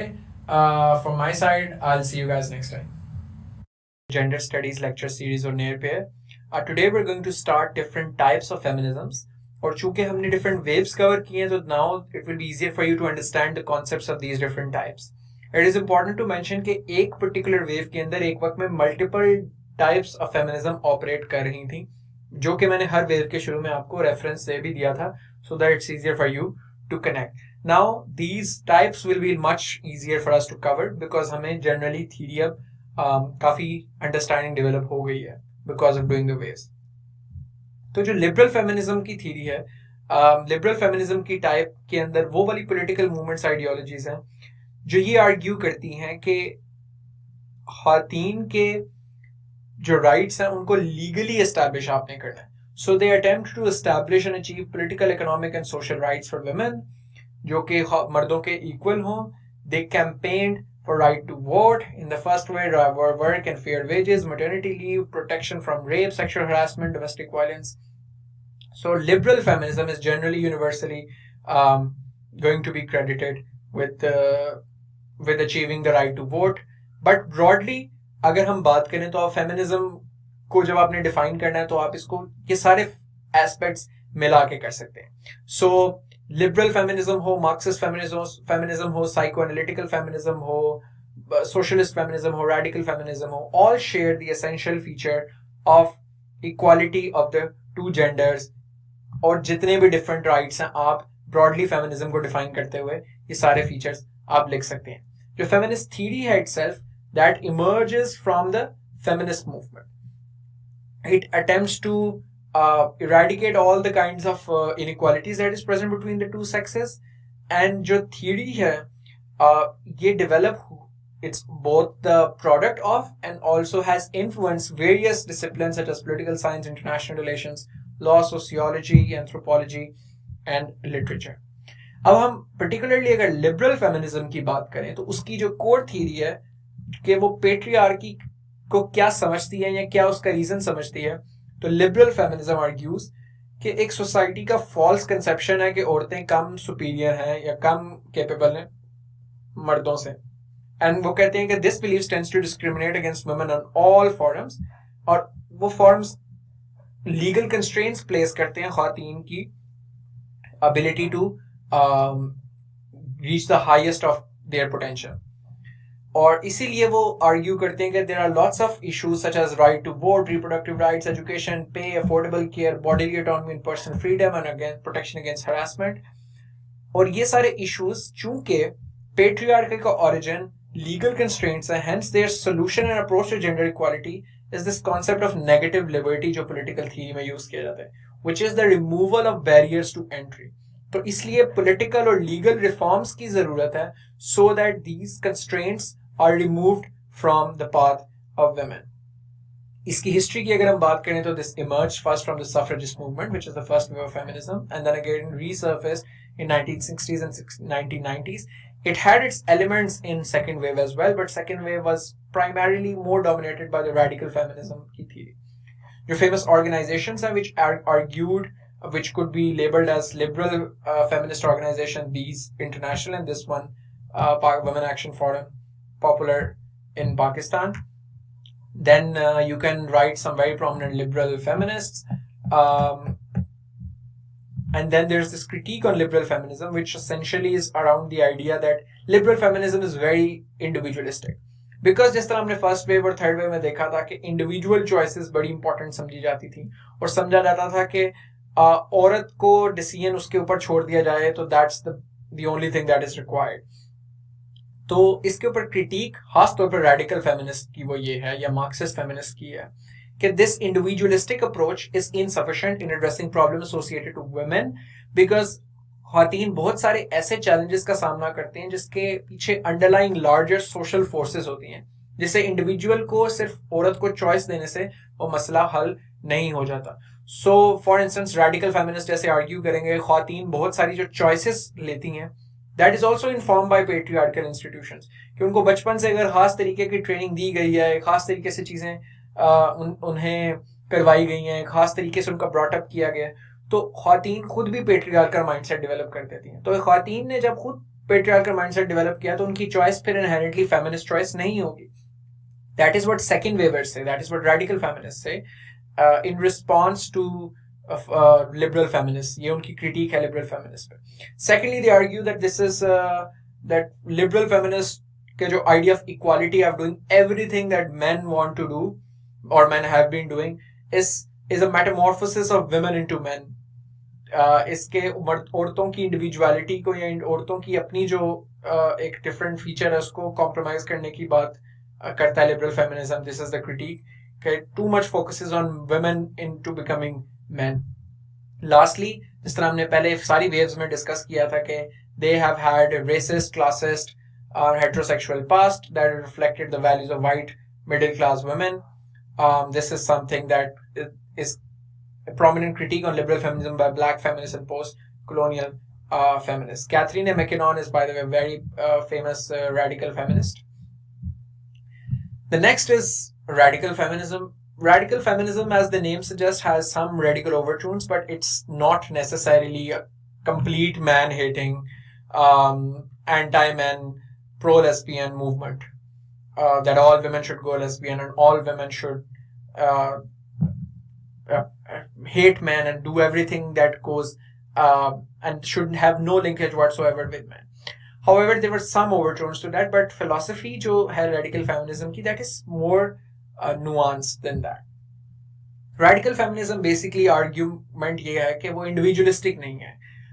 It just does not want legal reforms. It wants to break down the entire system of male supremacy and patriarchy. And hence they argue for the complete abolition of the traditional gender roles and sexual objectification of women in all forms. Because of this very clear and strong and very authoritative stance, they are sometimes, some of their extreme factions are accused of misandry, that is man-hating. In simple words, जो core theory है radical feminism की, वो ये argue करते हैं radical feminist कि nature of patriarchy gender relations में है, not just in legal systems as liberal feminism would argue और क्लास कॉन्फ्लिक्ट एट मार्क्सिस्ट और socialist feminism would argue. They argue that women are systematically marginalized by men because men benefit at the cost of women. Hence they argue that it is structural in nature. It is not just in legal system, it's in social interactions, it's in our social institutions. तो वो पूरे के पूरे जो gender का आपस में ताल्लुक है वो सिस्टम ही खराब है, पूरे के पूरे जेंडर रोल्स की कंस्ट्रक्शन ही खराब है. Moreover, they argue that gender-based discrimination is the oldest form of discrimination devised by human societies. It's the oldest and the most fundamental form of oppression, and this form of oppression has become a model for all other forms of oppression such as racial and classist oppression. Iski history is primarily rooted in the second wave, and this movement views patriarchy as a trans-historic phenomena, as I've already discussed. Later, however, Aahista Aahista इसने इस radical feminism के अंदर cultural feminism और syncretic politics भी add होना शुरू होगी, जिसने इश्यूज क्लास की, इकोनॉमिक्स को भी वेटेज देने लग गए और in relation to patriarchy as well. जो इश्यूज है रेडिकल फेमिनिज्म के, that is first, as we already argued, that they have a problem with the established and prescribed gender roles, so they argue for elimination of the traditional gender roles. They oppose sexual objectification of women in all forms, such as pornography and prostitution. They argue for the abolition of conventional standards of beauty, and they have popularized sexual politics. Objectification का हमने idea पहले भी चूंकि discuss किया है कि what objectification is. So radical feminists argue that prostitution is something that is never a free choice. So a pure liberal feminism would argue that prostitution, if done out of free choice, is completely fine. क्योंकि औरत की choice is what that matters. Liberal feminism में भी हमने discuss किया था, ये हमने third wave feminism में भी डिस्कस किया था. They focus on the choice, not on the outcome. But radical feminism and second wave feminism argues that it is not necessarily just the choice, but the action itself that needs to be feminist decision as well.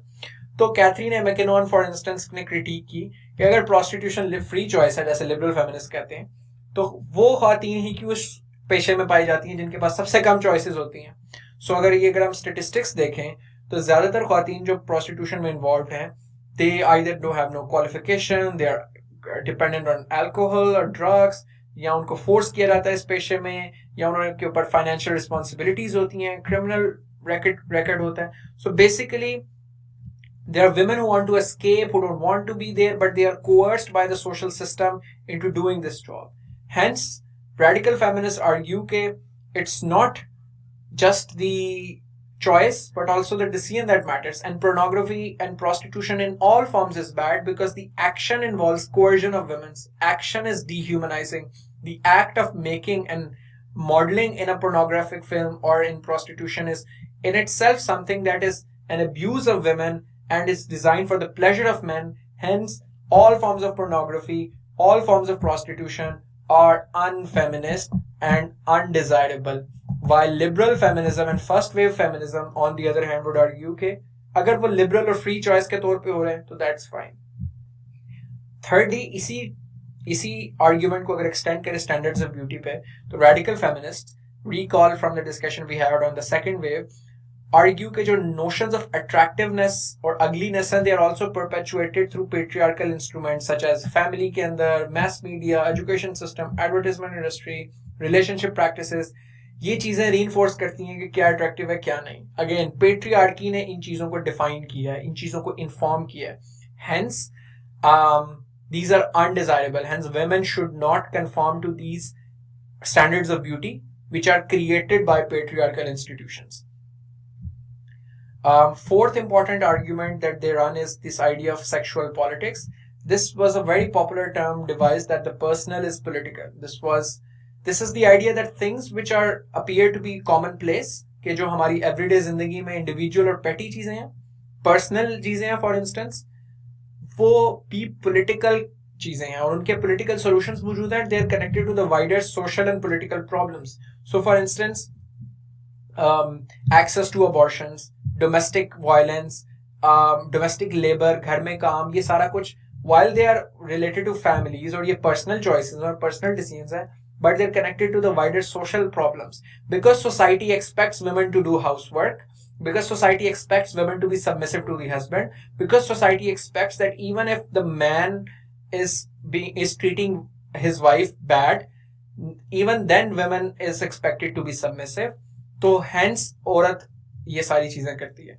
तो ये popularise इसने concept करवाया इसके अंदर कि जो personal issues हैं ये भी लार्जर पॉलिटिकल और सोशल इश्यूज हैं और इनको भी ओपनली डिस्कस होना चाहिए और इनके ऊपर लेजिस्लेशन होनी चाहिए. और अगर औरतों को इक्वालिटी देनी है तो आपने इन इश्यूज को पॉपुलराइज करना है और इनके ऊपर लेजिस्लेशन और इसके ऊपर लीगल रिफॉर्म्स की भी जरूरत है. Sexual Politics was a book by Kate Millett that became very famous in 1970.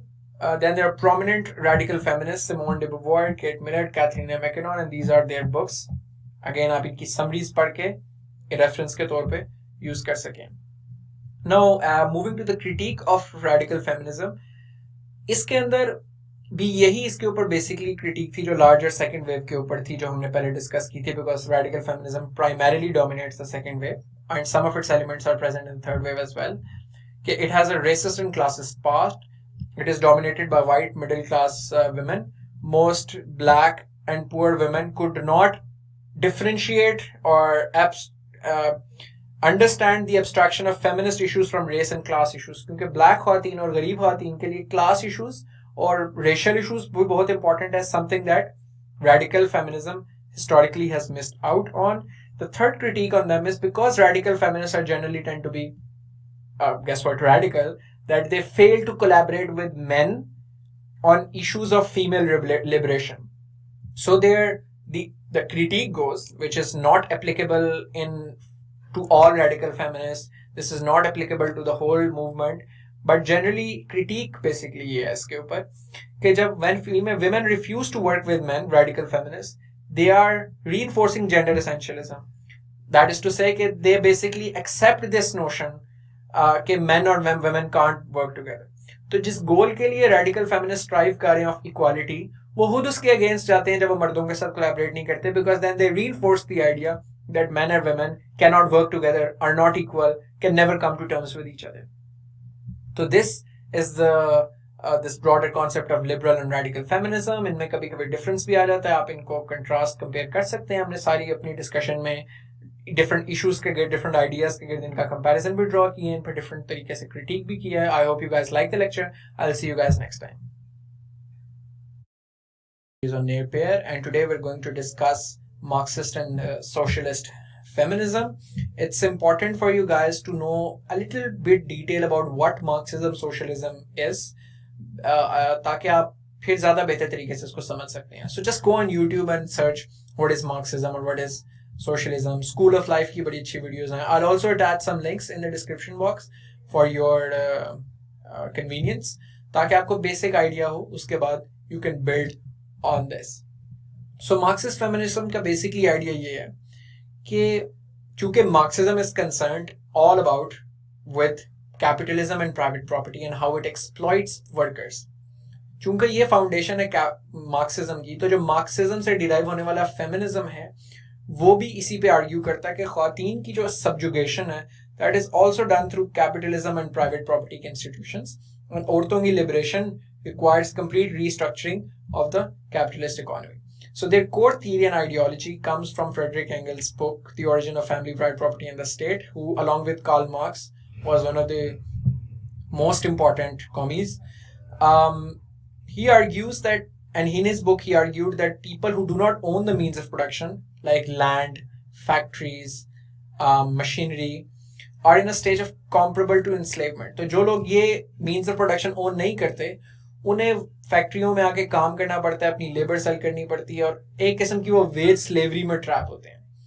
और वो ये आर्ग्यू करता है कि जो ये कैपिटलिस्ट निज़ाम है, ये प्राइवेट और पब्लिक स्फेयर्स में जिंदगी को डिवाइड कर देता है, और जो वेज लेबर है वो सिर्फ मिलती है disproportionately to man, because man go and work in public spheres, in factories, on lands, hence they get the wage. और जेंडर ओप्रेशन बिल्कुल उसी तरह रिलेट करता है जैसे क्लास ओप्रेशन कैपिटलिस्ट और वर्कर क्लास का आपस में रिलेट करता है. इसके अंदर भी फिर दो इंपॉर्टेंट डिस्टिंक्शन जो है ना वो आर्ग्यू करते हैं. This is the source of this distinction.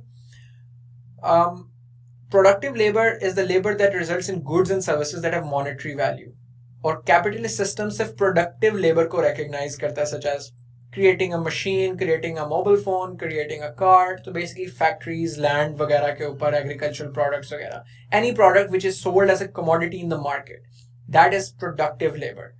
But जो reproductive labor है, जो कि private sphere के साथ associated है, that involves people to take care of themselves, such as cleaning, cooking and raising children. This is a great work to do. इसमें भी बहुत मेहनत लगती है, बड़ी एफर्ट लगती है.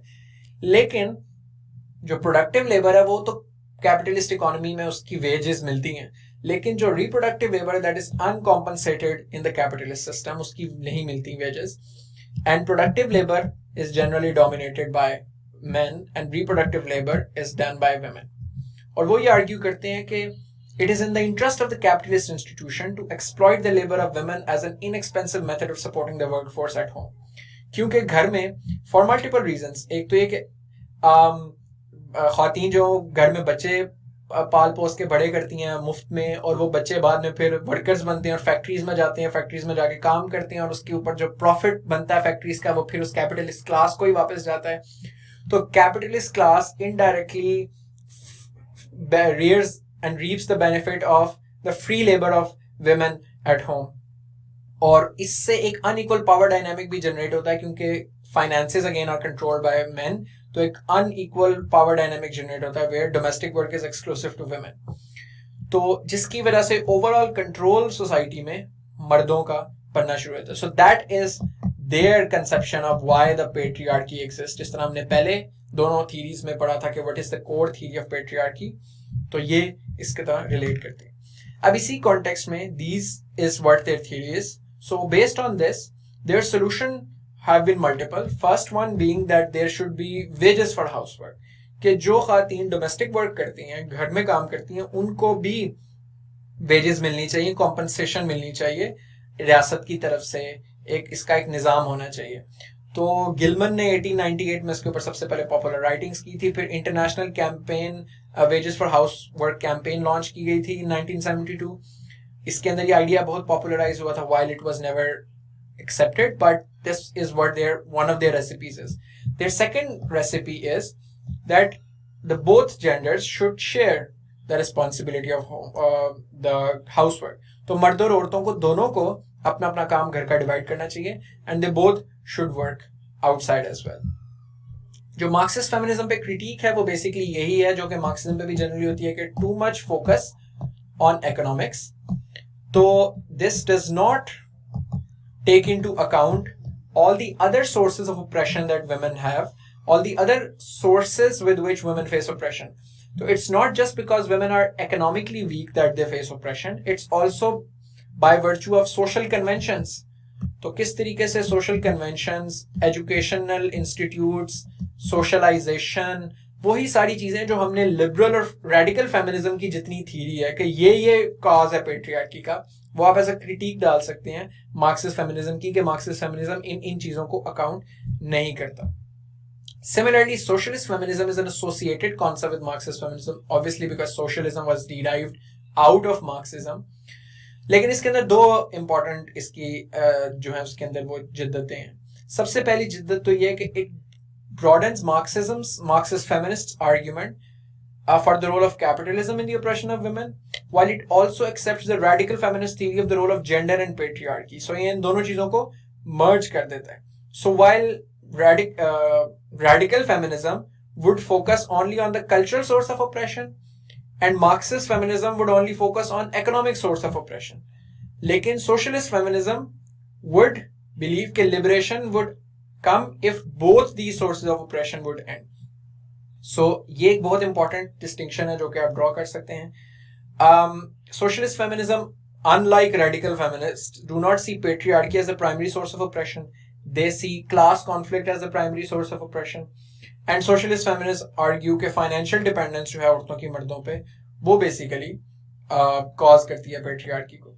इसकी जो popular groups हैं वो ये Chicago Women's Liberation Union, The Big Flame जो कि 2 magazines publish करते थे, Big Flame on Revolutionary Socialism एक journal, International Wages for Housework Campaign as we previously discussed. इसकी prominent groups हैं. Some very prominent socialist feminists are these 3. You can write these 3 in Marxist feminists as well. Again, socialist feminism पे critique वो है जो liberal feminism का argument है. Liberal feminism के सारे arguments could be a critique on socialist feminism कि किस तरीके से ये individualism पे focus नहीं करता, individualistic choices पे focus नहीं करता, and it's too much focused on collectivity. It's not just the class conflict, it's also how genders are constructed, how जो solution for instance provide करता है socialist feminism. Again, the solution of socialist feminism is the same as broadly as Marxist feminism कि revolution आनी चाहिए जिसकी वजह से आप capitalist निज़ाम को overthrow करें और यहाँ productive labor को divide करें घरों में. ये 2-3 जो solutions हैं ये उनसे liberal feminism obviously agree नहीं करता. Liberal feminism even accepts capitalism and it even leverages capitalism to its favor और Hollywood culture को use करते हुए, capitalist institutions को use करते हुए और even capitalist जो beliefs हैं या ideals हैं उनको use करते हुए कि वो भी important है ख़वातीन के लिए, वो liberal feminism argue करता है. तो liberal feminism के ये ideas could come as a critique on socialist feminism. So that's all from my side today on these 2 lectures. I hope you guys enjoyed the lecture. I'll see you guys in the next lecture. Studies lecture series on near peer, and today we're going to cover psychoanalytical feminism in this lecture. And this concept of psychoanalytical feminism is slightly moderately difficult in the sense कि ये कुछ psychoanalytical theories के ऊपर base करता है. तो I would recommend कि आप यहीं पर इस वीडियो को पॉज करें और इन दोनों प्री रिक्विजिट वीडियोज़ को सबसे पहले तो देखें, क्योंकि जो सिगमंड फ्रॉइड की साइको एनालिसिस की थ्योरी है उस पर कुछ ना किसी हद तक ये पूरा आइडिया बेस करता है. तो ये खान एकेडमी की वीडियो है और ये Sigmund Freud psycho analytic theory explain, ये 2 8-8 मिनट की वीडियोज़ हैं. 15 मिनट आप पहले ये प्री रिक्विजिट वीडियोज़ देखें and then you come back and watch the rest of the lecture. This is going to be our outline. Psychoanalytical theory क्या है, फिर framework of psycho analytical feminism क्या है, उसमें प्रोमिनेंट साइको एनालिटिकल फेमिनिस्ट और text कौन से हैं, फिर उसका सेंट्रल थीसिस जो है that will be explained through the book Reproduction of Mothering by Nancy Chodrow. Then central thesis will be explained by Gender Trouble by Judith Butler. Then gender roles from psychoanalytical lens. Then central cause and solution of patriarchy according to psychoanalytical theory. And then critique of Chodrow's psychoanalytical feminism. Psychoanalysis theory basically ये है कि किस तरीके से हमारी personalities कैसे develop होती हैं. सिगमंड फ्रॉइड की जो साइकोलॉजी की थ्योरी है उसके ऊपर वो बड़ी फाउंडेशनल थी इसके ऊपर कि it is the ways in which our sense of self and our political loyalties and attachments are influenced by unconscious drives and ordered by symbolic structures that are beyond the purview of individual agency. Basically the idea ये है कि हमारी personalities, हमारी बहुत ज़्यादा political believes, हमारी attachments, हमारे views दुनिया के बारे में बड़ी अनकॉन्शियस चीज़ों से बनते हैं. जिस तरीके की ग्रूमिंग हमारी बचपन में हुई होती है या जिस तरीके की चीज़ें हमने देखी होती हैं अपनी चाइल्डहुड एक्सपीरियंसेस और चाइल्डहुड हमारे जो साइकोलॉजी डेवलप होती है वो हमारी पर्सनैलिटी को डेवलप करती है और वो पर्सनैलिटी अनकॉन्शियसली फिर हमारे बहुत ज़्यादा बिहेवियर को इन्फ्लुएंस करती है, हमारी पर्सनैलिटी को, हमारी सेंस ऑफ सेल्फ को और हमारी पॉलिटिकल रॉयल्टीज़ को. Freud's theories of human psyche as well as Lacan's reworking of Freud's theories provides a foundational framework for this body of feminism. अभी हम वैसे feminism की बात नहीं कर रहे.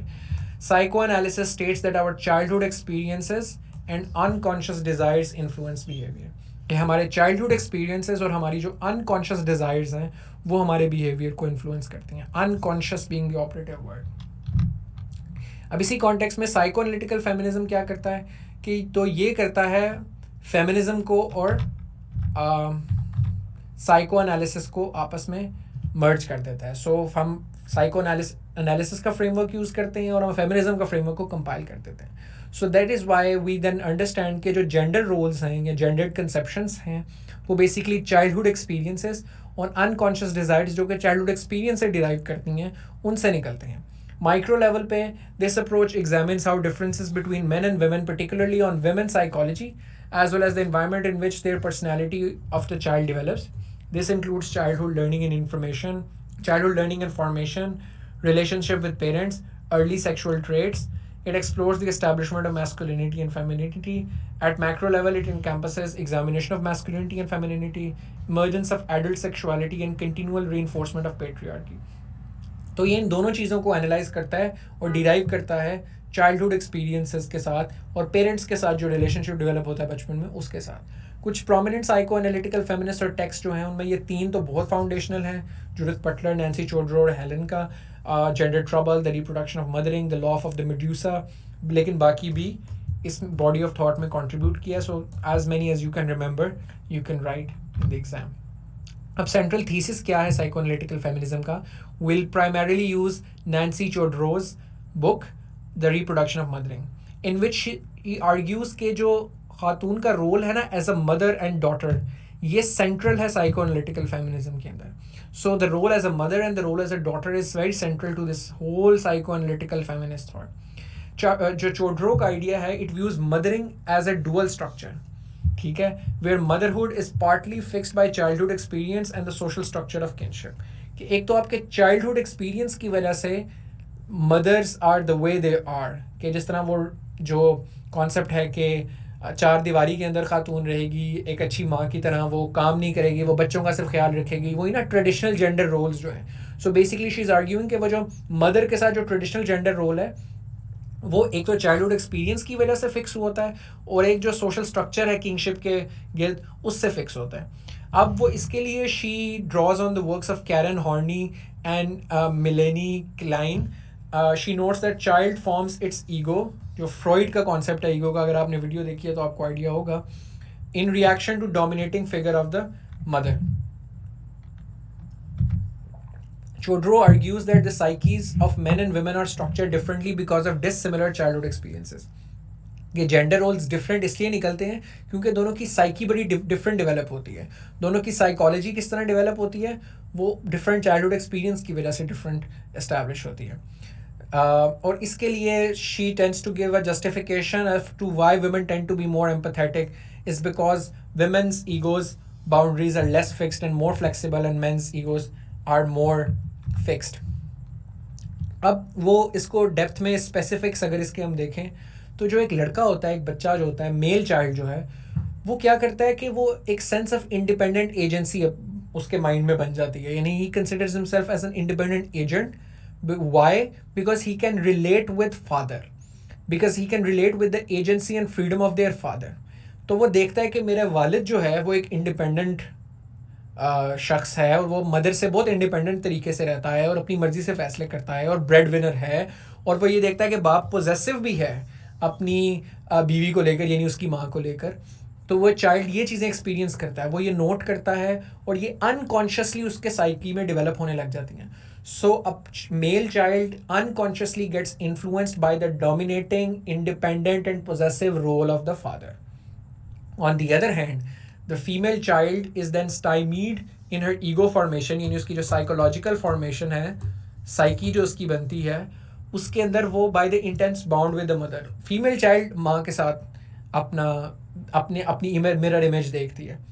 So basically बच्चा बाप को देखकर unconsciously एक ऐसी personality develop करता है जो ज़्यादा autonomous, free, independent और possessive होती है, dominating होती है. और लड़की जो है वो माँ की submissive और जो कन्वेंशनल और ट्रेडिशनल जो ट्रेड्स देखती है उसे अनकॉन्शियसली उसकी साइकी भी उस तरह की डेवलप होने लग जाती है. Chodro then ties this idea back to Freudian theory by arguing that the rushed detachment of male children. अच्छा, वो ये कहती है कि हर शख्स के अंदर उसके अंदर फेमिनिन ट्रेट्स भी होती हैं, मैस्कुलिन ट्रेट्स भी होती हैं, डोमिनेटिंग ट्रेट्स भी होती हैं और सबसर्विएंट या सब ट्रेट्स भी होती हैं. वो कहती है कि जो मेल चाइल्ड है, क्योंकि वो बाप के साथ अपनी एसोसिएशन बनाता है और बाप का डोमिनेटिंग और एक थोड़ा एक्टिव और प्रोएक्टिव रोल और उसका एक फ्रीडम का जो एलिमेंट है बाप की पर्सनैलिटी के साथ, और जो पोजेसिव एलिमेंट उसके साथ अटैच है, इंडिपेंडेंस से अटैच है, उसको देखते देखते अनकॉन्शियसली जो मेल चाइल्ड के अंदर जो फेमिनिन ट्रेट्स होती हैं या जो थोड़ी सी लेस डोमिनेटिंग ट्रेट्स होती हैं वो ख़त्म हो जाती हैं. तो इंसान जो मेल चाइल्ड है उसके अंदर फिर फेमिनिन ट्रेट्स नहीं रहती, क्योंकि वो बाप के डोमिनेटिंग और मैस्कुलिन ट्रेट्स के साथ अपने आप को एसोसिएट करता है और आहिस्ता आहिस्ता वो वाली ट्रेट्स उसकी हावी होना शुरू हो जाती हैं. Additionally, she focuses on the ways in which society values women for being but men for action. So मर्दों को चूंकि सोशली एक एक्शंस के साथ एसोसिएट किया जाता है, that they are going to be strong and you know they will be doers, जो कि काम करेंगे, they will be successful and composed and all of that things that are associated with men. तो वो मर्दों को एक्शन ओरिएंटेड इंडिविजुअल्स के तौर पे एग्जिस्ट करते हैं. बट औरत की value is simply as a being, कि ये किसी की बेटी है, किसी की माँ है, किसी की बहन है, और उसके साथ जो रिस्पॉन्सिबिलिटीज़ या जो चीज़ें आती हैं दैट इंस्यू. सो वो ये कहती है इसकी वजह से जो मेल चाइल्ड होता है वो बहुत एक्शन ओरिएंटेड बनने की तरफ जाता है. अनकॉन्शियसली उसकी पर्सनैलिटी बड़ी एक्शन ओरिएंटेड, बड़ी प्रोएक्टिव, बड़ी डोमिनेटिंग सी फिर इस तरीके से बनना शुरू हो जाती है. और आहिस्ता आहिस्ता चूँकि women are often viewed as objects while men are viewed as subjects, तो वही वाली बात है कि औरत को ऑब्जेक्टिफाई किया जाता है माशरे के अंदर, तो उसकी एजेंसी को उस तरीके से वेल नहीं किया जाता. अब वो यही बात फिर आगे इसको एक्सप्लोर करती है कि this is one of the reasons Y women tend to be more relationship oriented, because ख़वातीन जो हैं वो अपनी माँ के साथ उनका रिलेशनशिप, उनकी अनकॉन्शियसली सारी पर्सनैलिटी माँ को देख के बड़ी हुई होती है, और माँ का ज़्यादातर रिस्पॉन्सिबिलिटी रिलेशनशिप मैनेजमेंट में रहता है, क्योंकि माँ का काम ही रिलेशनशिप्स मैनेज करना है या घर के काम करना है, चाइल्ड केयर करना है, हस्बैंड का ख्याल रखना रहा है ट्रेडिशनली, तो वो इसलिए रिलेशनशिप ओरिएंटेड रहती है.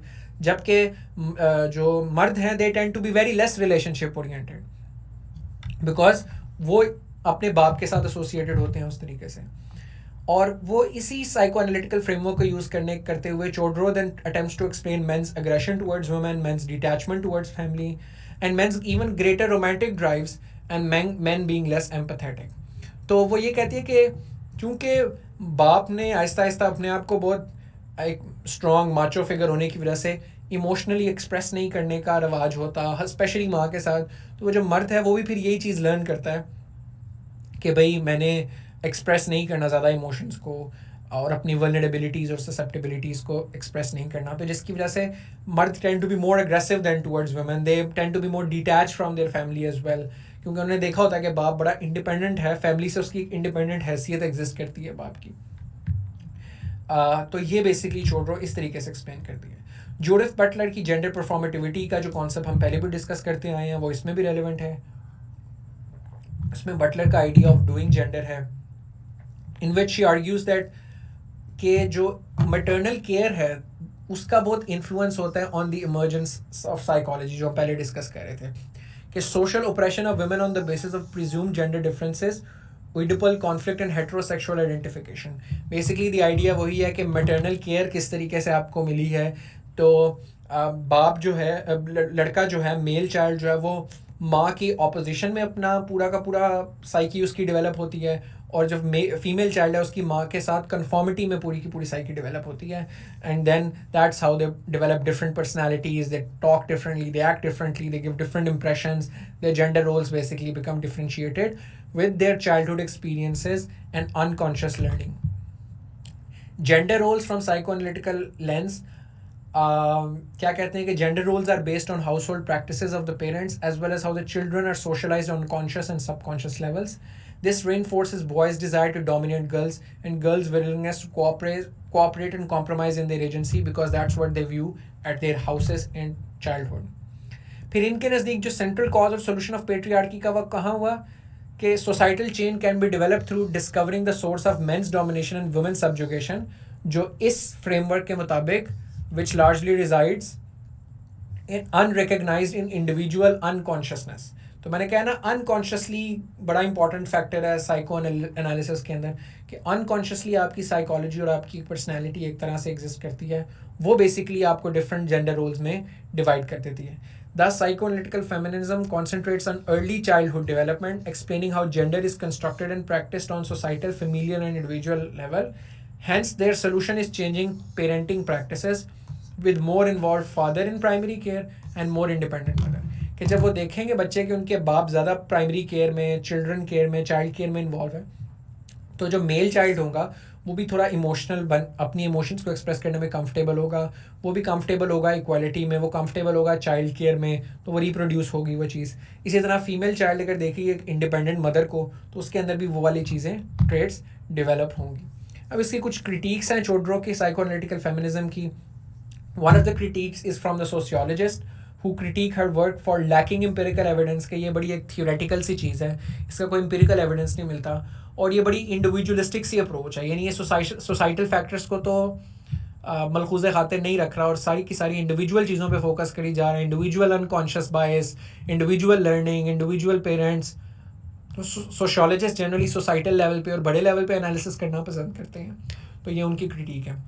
तो so they argue that it lacks impact of social reality. तो सोशल रियलिटी का और सोसाइटल क्या इम्पैक्ट है उसको अकाउंट नहीं करता. And they believe that Chodorow's idea lacks the conception of social determinism. Social determinism again वही वाली बात कि सोसाइटी आपको किस तरह ग्रूम करती है वो मैटर करती है, ना कि सिर्फ ये चीज़ कि सिर्फ हाउस होल्ड में आप किस तरह ग्रूम होते हो. तो उसका आइडिया सोशोलॉजिस्ट का ये है कि आपने तो हर चीज़ फैमिली पे डाल दी, इंडिविजुअल लेवल पे डाल दी. School, peer group, mass media, इन चीज़ों के इन्फ्लुएंस को आपने बिल्कुल निगलेक्ट कर दिया. सोसाइटल डिटर्मिनिज्म जो है सोशल डिटर्मिनिज्म को डाउन प्ले किया है उनके नज़दीक. देन लकानियन साइको एनालिटिकल फेमिनिस्ट जो है उनके मुताबिक ये साइको एनालिटिकल फेमिनिस्ट्स हैं जो लकानियन थ्योरी पे बेस करते हैं अपने आप को. They believe that Chodorow's psycho analytical feminism is too empirical and there is too much reliance on social determinism. यानी उसके बिल्कुल ऑपोजिट, उसका बिल्कुल मुतजाद कर दें तो इनकी क्रिटिक बन जाती है कि ये बहुत ज़्यादा एम्पिरिकल है, बहुत ज़्यादा सोशल डिटर्मिनिज्म पे फोकस है और साइको एनालिसिस पर इतना एम्फसाइज नहीं करता. उनकी क्रिटिक ये कि there is not enough emphasis on psycho analysis. They believe कि जो अनकॉन्शियस साइकोलॉजी है that is used as a sociological phenomena rather than an indisputable level of analysis. कि आप अगेन अनकॉन्शियस भी जिस तरीके से चोड्रो जिस तरीके से अनकॉन्शियस बाइस को एक्सप्लेन करती है वो एक सोशोलॉजिकल चीज़ लगती है और कोई इंडिविजुअल लेवल ऑफ एनालिसिस नहीं लगता जैसे कि लकानियंस प्रेफर करते हैं साइको एनालिस्ट. इसके ऊपर एक ऑप्शनल रिसोर्स है if you want to do further reading. Even though अभी तक तो कभी इसका पास पेपर में सवाल नहीं है, but it's an important topic क्योंकि टाइप से रिलेटेड है तो हमने इसको कवर किया. If anybody wants to go into further detail into this, and this is the lecture by Vidya Mitra page on YouTube. और आप साइको एनालिटिकल फेमिनिज्म कॉपी करें और इस चैनल की it's a 33 minutes video, you can watch this. So these are the things that we have discussed. Hope this was helpful to you guys and I will see you guys in the next lecture.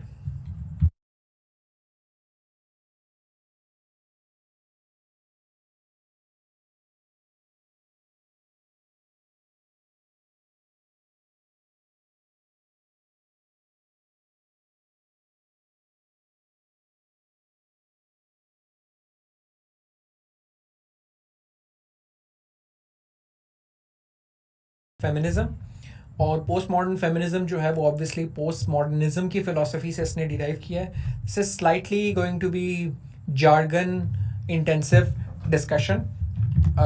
ये this is going to be our outline. We are going to discuss the framework of post modernism first. उसमें हम philosophy of modernism discuss करेंगे और फिर post modernism modernist की critique modernism पर discuss करेंगे. फिर हम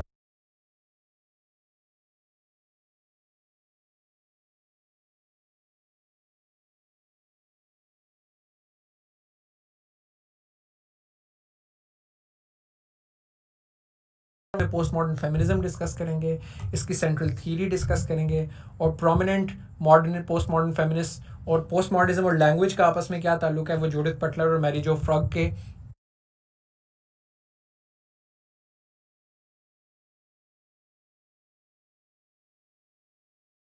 post modern feminism.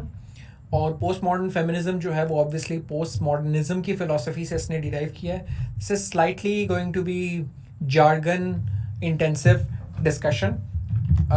This is going to be our outline. We're going to discuss the framework of postmodernism first. उसमें हम philosophy of modernism discuss करेंगे और फिर postmodernism, modernist की critique modernism पर discuss करेंगे.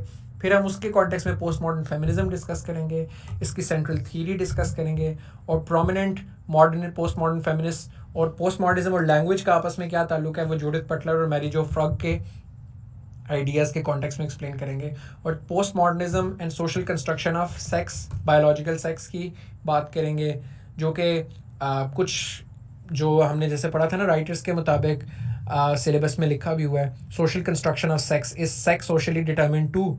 तो वो पोस्ट मॉडर्निस्ट ही हैं बेसिकली जो कहते हैं कि सेक्स भी सोशली डिटर्मिन्ड होता है और फिर इस आइडिया की क्रिटिक करेंगे.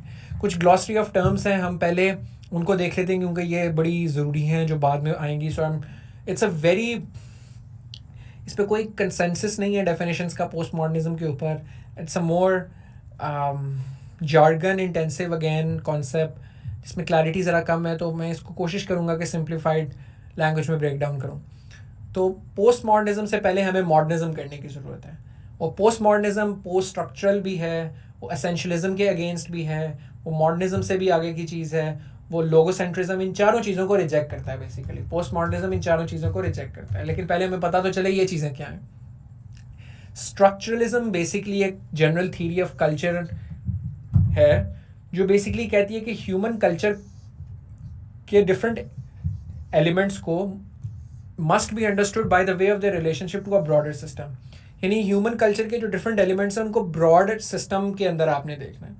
It works to uncover the structures that underlie all the things that humans do, think, perceive and feel.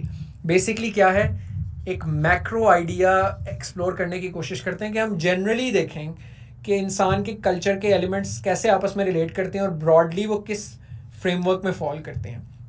तो यानी एक मैक्रो एनालिसिस करने की कोशिश की जाती है स्ट्रक्चरलिज्म की फ़िलासफ़ी के अंदर, कि जहाँ आपको लगता है कि हर चीज़ का कोई एक मेटा नैरेटिव है, एक मैक्रो नैरेटिव है जिसकी बेसिस पे हर चीज़ एक्सप्लेन की जा सकती है. एसेंशियलिज्म इसी तरह आइडिया है कि essentialism basically is the view that every entity has a set of attributes that are necessary to its identity and function. Again a similar concept कि हर कल्चर के अंदर या कल्चर के अंदर एसेंशियली कोई चीज़ें होंगी जो सेट ऑफ एट्रीब्यूट्स होंगे जो उसकी आइडेंटिटी को जो उसको आइडेंटिटी देते हैं या उसको फंक्शन करने में मदद देते हैं. मॉडर्निज्म इन दोनों पे बेस करती है बड़ी स्ट्रांगली, स्ट्रक्चरलिज्म और एसेंशियलिज्म पे, but it was a movement towards modifying traditional believes in accordance with modern ideas in the industrial world. इसीलिए इसे मॉडर्निज्म भी कहा जाता है. लेकिन इसको हम डिटेल में देखेंगे अभी ये कैसे रिलेट करती है बाकी चीज़ों से. लोगोसेंट्रिज्म इसी तरह ये आइडिया है कि the idea that regards words and language as a fundamental expression of external reality, कि जो वर्ड्स हैं और जो लैंग्वेज हम यूज़ करते हैं सोसाइटी में, जो लिटरेचर प्रोड्यूस होता है, वो बेसिकली एक्सटर्नल रियलिटी का एक फंडामेंटल एक्सप्रेशन है. यानी कि वो रियलिटी को एडिक्वेटली रिप्रेजेंट कर रहा है, एडिक्वेटली माशरे की रियलिटीज़ को आपकी लैंग्वेज, आपके अल्फाज, आपका लिटरेचर एक्सप्रेस करता है. तो पोस्ट मॉडर्निज्म क्या हुआ? Postmodernism is a hybrid, contemporary and sometimes conflicted set of concepts and practices about the feminine at this socio-historic moment. Postmodernism calls into question all grand narratives, reason, truth, beauty, art, science in a society informed by Western metaphysics and accelerated by technological development. इसकी बात भी आपको समझाता हूँ. Modernism क्या था? Post modernism करने के लिए हमें फिलॉसफी ऑफ मॉडर्निज्म समझने की जरूरत है. This was a movement of modifying traditional beliefs in accordance with modern ideas in the industrial world. Essential belief that there is an objective way to improve our social, economic and cultural lives with one grand ideology or narrative. जितनी modernism की जितनी भी different ideologies को हम कह सकते हैं ना कि ये मॉडर्निस्ट आइडियोलॉजीज़ हैं, उन सब के अंदर एक बात कॉमन है कि वो तमाम आइडियोलॉजीज़ को ये लगता है कि there is something fundamental about society. एक फंडामेंटल मसला है सोसाइटी के अंदर और उस फंडामेंटल मसले को इस तरीके से कंप्लीट तौर पे हल किया जा सकता है. यानी कि ग्रैंड आइडियोलॉजी, एक ग्रैंड नैरेटिव, ऑब्जेक्टिव नैरेटिव, इसको मेटा नैरेटिव भी कह सकते हो आप, इसको आप ग्रैंड नैरेटिव भी कह सकते हो. तो ये उसका आइडिया, और ये पोस्ट इंडस्ट्रियल वर्ल्ड के अंदर आई हैं सारी एग्जाम्पल्स, जैसे फाशिज्म है, लिबरलिज्म है, सोशलिज्म है. ऑल्दो ये तीनों आपस में इनका ताल्लुक नहीं है, फाशिज्म और लिबरलिज्म इनकम्पैटिबल है, लिबरलिज्म और सोशलिज्म इनकम्पैटिबल है, लेकिन इन सब का कोई ना कोई ग्रैंड नैरेटिव है. All of them have a conception of what is fundamentally wrong with world and a grand prescription of how to make it better. Fascism के नज़दीक मसला दुनिया के साथ ये है कि इक्वालिटी या सोसाइटी के अंदर करने की कोशिश की जाती है, और उनका ग्रैंड प्रिस्क्रिप्शन ये है कि एक रेस को जो है वो रेशियल सुपीरियॉरिटी होनी चाहिए, और जो रेशियल सुपीरियॉरिटी वाली रेस है, जेनेटिकली सुपीरियर रेस, उसको रूल करना चाहिए. लिबरलिज्म के मुताबिक फंडामेंटली दुनिया के साथ ये गलत है कि लिबर्टी और इक्वालिटी नहीं है, और ग्रैंड प्रिस्क्रिप्शन ये है कि लिबर्टी और इक्वालिटी अगर सोसाइटी में दे दी जाए, फ्री मार्केट, डेमोक्रेसी, कैपिटलिज्म ये इंट्रोड्यूस करवाया जाए, तो माशरे के तमाम मसाइल हल हो सकते हैं इसके ज़रिए. सोशलिज्म, उसका आइडिया ये है कि जो सोसाइटी है that is ridden by class struggle, और अगर एक वर्किंग क्लास की रेवोल्यूशन आए और dictatorship of the proletariat develop हो, तो माशरे के अंदर रीडिस्ट्रीब्यूशन ऑफ वेल्थ हो जाए और तमाम लोग इकोनॉमिकली इक्वल हो जाएं, तो माशरे के सारे मसाइल हल हो जाएंगे. तो इनकी आइडेंटिफिकेशन ऑफ इश्यूज और प्रिस्क्रिप्शन ऑफ सोल्यूशन डिफरेंट है, लेकिन कॉमन चीज़ क्या है कि ये सारे बिलीव करते हैं कि एक ग्रैंड मसला एग्जिस्ट करता है और उस ग्रैंड मसले का एक ग्रैंड सोल्यूशन एग्जिस्ट करता है. So they have conception of what is fundamentally wrong with the world and a grand prescription of how to make it better. इस चीज़ को कहते हैं मेटा नैरेटिव. ठीक है, that a totalising conception of the world, यानी हर चीज़ को आप ये एक नुक्ता नज़र से बयान करते हैं. This is called a Meta narrative. जो पोस्ट मॉडर्निज्म है वो मॉडर्निस्ट जितनी तहरीकें निकली हैं, मॉडर्निस्ट जितने फिलोसफीज हैं, उनकी क्रिटिक करता है इस बेसिस पे. The general premise of post modern social theory is a rejection of Western ideal of establishing a universal grand narratives as a means of understanding and explaining society. Postmodernism कहता है ये जितनी modernism की theories है ना, fascism, liberalism, socialism, फलानाइज्म, जो एक grand narrative ढूंढता है और उस ग्रैंड नैरेटिव के थ्रू पूरी सोसाइटी को समझने की कोशिश करता है, पोस्ट मॉडर्निस्ट उसे रिजेक्ट करते हैं. Post modernism basically challenges the claim of a unified subject, कि कोई यूनिफाइड तरीका नहीं है दुनिया को देखने का, which is then presented as a representing an objective view point, कि जिसको एक objective view के तौर पे present करते हैं modernist. in essence a view from nowhere. वो कहते हैं ये view from basically जब it's a view from nowhere, ये इंसान को मुकम्मल पिक्चर नहीं दिखाता अगर आप सिर्फ एक तरीके से पूरी सोसाइटी को एक्सप्लेन करने की कोशिश करें. Postmodern theory and practice recognizes differences, making room for all to contribute, and thus having a view from everywhere and eliminating the practice of positing one way of understanding as representing or being truth. तो post modernist basically ये कहते हैं कि कोई matter narrative नहीं है, कोई grand narrative नहीं है, कोई ग्रैंड कॉजेज और सोल्यूशंस नहीं है. There are different things, there are differences, और वो सारी चीज़ें, कोई चीज़ें कुछ चीज़ों के लिए रेलिवेंट होंगी, कोई चीज़ें कुछ चीज़ों के लिए रेलिवेंट होंगी. There is no absolute truth basically, there are no absolute ways of doing things. ये पोस्ट मॉडर्निस्ट कहते हैं. ठीक है, a combination of post modernism फिर क्या बना इस हवाले से? Post modernism basically post modern feminism क्या बना? वो पोस्ट मॉडर्निज्म की फिलोसफी प्लस फेमिनिज्म, इन दोनों को हम अगर कर दें तो पोस्ट मॉडर्न फेमिनिज्म बन जाएगा. तो जिस तरीके से बहुत ज़्यादा liberal feminism, socialist feminism, radical feminism, वो मॉडर्निस्ट फेमिनिज्म्स हैं. वो किस तरह मॉडर्निस्ट फेमिनिज्म्स हैं? क्योंकि इन सब थीरीज के मुताबिक कोई एक तरीका है, वो उन्होंने ओरिजिन आइडेंटिफाई किया, इस वजह से पेट्रियार्की है, और उसके उन्होंने सॉल्यूशंस भी ग्रैंड प्रिस्क्रिप्शंस की हैं. लिबरल फेमिनिज्म कहता है कि अगर हम औरतों की राह में सारे मसाइल जो स्टेट लीगल बैरियर्स हैं वो ख़त्म कर दें तो औरतें फ्री हो जाएंगी. अगर हम उन्हें सारे कॉन्स्टिट्यूशनली गारंटेड राइट्स दे दें तो औरतें फ्री हो जाएंगी. ये लिबरल फेमिनिज्म कहता है. Again Meta narrative, Meta solution. Socialist feminism कहता है कि अगर सोशलिस्ट रेवोल्यूशन आए और घरों पे जो हाउस वर्क है वो भी कॉम्पनसेट हो औरतों का, और इक्वल डिस्ट्रीब्यूशन ऑफ वेल्थ हो, तो क्लास लाइक स्ट्रक्चर ख़त्म हो जाएगा औरतों और मर्दों का, और औरतें फ्री हो जाएंगी. Again Meta narrative, Meta solution. ठीक है, इसी तरह मार्क्सिस्ट फेमिनिज्म, रेडिकल फेमिनिज्म इसी तरीके से कि अगर आप कल्चरल एलिमेंट्स और चीज़ें चेंज कर दें और किस तरीके से औरतों को कल्चरली डिपिक्ट किया जाता है तो आप लोगों को चेंज कर देंगे, जेंडर रोल्स अबॉलिश हो जाएंगे. मेटा नैरेटिव, मेटा सोल्यूशंस, ये मॉडर्निस्ट आइडियाज़ हैं. पोस्ट मॉडर्न फेमिनिज्म कहता है ये जितनी टेक्निक्स है ना कि आप सिर्फ ये वाला प्रिस्क्रिप्शन फॉलो करें, तो पोस्ट मॉडर्निज्म इस तरह के आइडिया को रिजेक्ट करता है. फेमिनिज्म वो कहता है कि डिफरेंट तरीके हैं औरतों के लिबरेशन के, वो different circumstances, different context, different issues, different चीज़ों पे वेरी करेंगे. So what they do is that post modern theory and feminism allows for a questioning of the essentialist approaches कि वो जो एसेंशियलिस्ट अप्रोचेस है ना, कि अगर लिबरल फेमिनिज्म कहता है कि उसमें जो लिबरलिज्म के एलिमेंट्स हैं वो होने चाहिए फेमिनिज्म में, मार्क्सिस्ट फेमिनिज्म कहता है एसेंशियल मार्क्सिस्ट एलिमेंट्स होने चाहिए, सोशलिस्ट फेमिनिज्म कहता है एसेंशियल सोशलिस्ट एलिमेंट्स होने चाहिए, तो ये उसे रिजेक्ट करते हैं. And it questions them a question of essentialist approaches within and outside of feminism, an expansion of feminist scholarship, contributing the lens of gender and other issues inherent to feminism to the body of postmodern scholarship. तो उन्होंने postmodern scholarship को feminism और gender discussions में extend किया है. Postmodern feminism is a mix of post-structuralism, postmodernism and French feminism. ये ज़्यादातर चूँकि French scholars और French writers ने इसको popularize किया था, तो इसे French feminism भी कहते हैं. थीरी क्या बनी फिर इसकी सेंट्रल पोस्ट मॉडर्न फेमिनिज्म की? The goal of post modern feminism is to destabilise the patriarchal norms entrenched in society that have led to gender inequality like all feminisms. But how? Post modern feminists seek to accomplish this goal through rejecting essentialism and universal truths in favor of embracing the differences that exist amongst women to demonstrate that not all women are the same.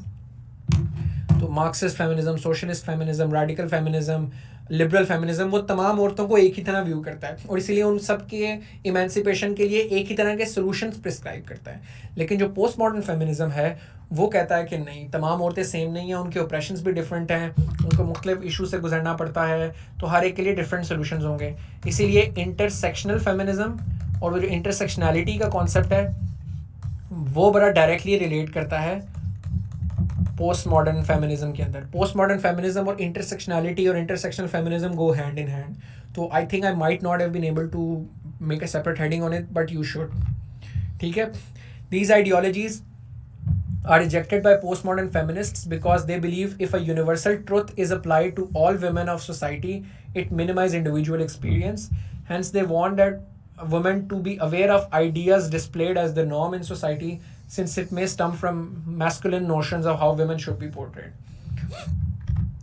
It attempts to promote equality of gender through critiquing logocentrism.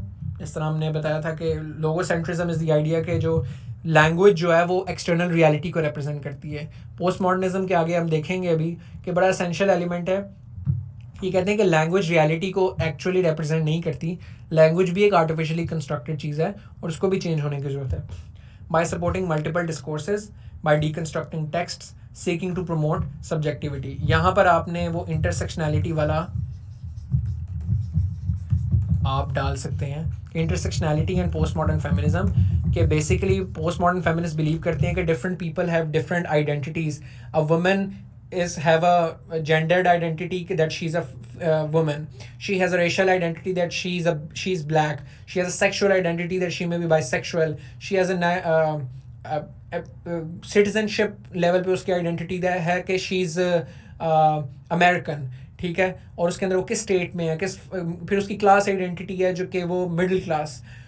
तो वो सारे different forms of identity की वजह से उसके experiences different हैं. A black middle class American woman will have a completely different set of experiences then a black African woman in Somalia. A white upper class woman in UK will have a different experience than a brown lower class woman in Pakistan. ठीक है. तो ये उनका idea है कि different context में चीज़ें very करती हैं और इन आपकी डिफरेंट आइडेंटिटीज़ डिफरेंट एक्सपीरियंसेस को जन्म देते हैं. डिफरेंट आइडेंटिटीज़ की वजह से आपको डिफरेंट सोर्सेज ऑफ ऑपरेशन का शिकार होना पड़ता है. कि if you are a black homosexual woman तो आपको 3 तरह की डिस्क्रिमिनेशन फेस करनी पड़ती है. आपको होमोफोबिया फेस करना पड़ता है अपनी सेक्सुअल ओरिएंटेशन की वजह से, मिसोजिनी फेस करनी पड़ती है अपने जेंडर की वजह से, और रेसिज्म फेस करना पड़ता है अपने रेस की वजह से. बट उसके बरअक्स एक white upper class heterosexual woman है तो उसको सिर्फ मिसोजिनी फेस करनी पड़ेगी. तो इसलिए हर वुमन पे अप्लाई नहीं होती चीज़ें. Different women go through different experiences based on their different identities. Therefore postmodern feminism warns against grand narratives के one size fit all model पे बिलीव नहीं रखते. रिजेक्शन ऑफ ग्रैंड नैरेटिव्स के बाद जो दूसरा बड़ा प्रेमिस है पोस्ट मॉडर्निस्ट का वो लैंग्वेज के ऊपर है. Postmodern feminists are credited with demonstrating how language influences the difference in treatments of gender. Basically वो कहते हैं कि लैंग्वेज कैसे हमारे नज़रियात बनाती है, हमारे व्यूज़ बनाती है, हमें मुआशरे को देखने का एक नुक्ता देती है, और उसको देखने की वजह से चूंकि ये पेट्रियार्कल स्ट्रक्चर्स ने बनाए हैं तो लैंग्वेज में बहुत ज़्यादा पेट्रियार्की है. Simone de Beauvoir, Michel Foucault, it's a French name, a lot of people pronounce it Michael Foucault, but it's Michel Foucault, Jacques Lacan, as well as Irigary's argument that what we conventionally regard as feminine is only a reflection, यानी opposite of what is constructed as masculine, which is partly done through language. कि language ने जो conceptions और concepts बनाए हैं, domination, smart, competent, composed, confident, successful, ये सारी चीज़ें मर्द के साथ लैंग्वेज में एसोसिएट की गई हैं, लिटरेचर के ज़रिए, नॉवेल्स के ज़रिए, पोइट्री के ज़रिए, हिस्ट्रीज़ के ज़रिए, फिर जो एकेडमिक सब्जेक्ट्स जिस तरीके से इन्वॉल्व हुए हैं मीडिया के अंदर, और औरत को उसके ऑपोजिट, इन सारी ट्रेड्स के ऑपोजिट डिफ़ाइन किया गया. तो ये बेसिकली इसको आइडेंटिफाई करते हैं पोस्ट मॉडर्न फेमिनिस्ट के लैंग्वेज ने किस तरीके से कंसेप्शन क्रिएट किया है जेंडर की. जूडिथ बटलर, इसके अंदर उसका बड़ा रोल है. Post modern feminism's major departure from other branches of feminism is perhaps the argument. अब ये आगे है इसके ऊपर, सोशल कंस्ट्रक्शन ऑफ सेक्स के ऊपर, वो अभी हम डिस्कस करेंगे डिटेल में, लेकिन इसमें हम ये बात करेंगे कि दैट आर्ग्यूमेंट दैट सेक्स और at least gender is itself constructed through language, a view most notably pronounced in her book Gender Trouble. The idea basically again वही जो मैंने आपको एक्सप्लेन किया कि जूडिथ बटलर ने इस पे बड़ा काम किया कि जो लैंग्वेज है वो हम जेंडर को कंस्ट्रक्ट करती है, जेंडर रोल्स जो है सोसाइटी में, जो जेंडर की कंसेप्शन है, और जूडिथ बटलर के नज़दीक इवन सेक्सुअल ओरिएंटेशन और जो सेक्स है वो भी लैंग्वेज के थ्रू कंस्ट्रक्ट होती है.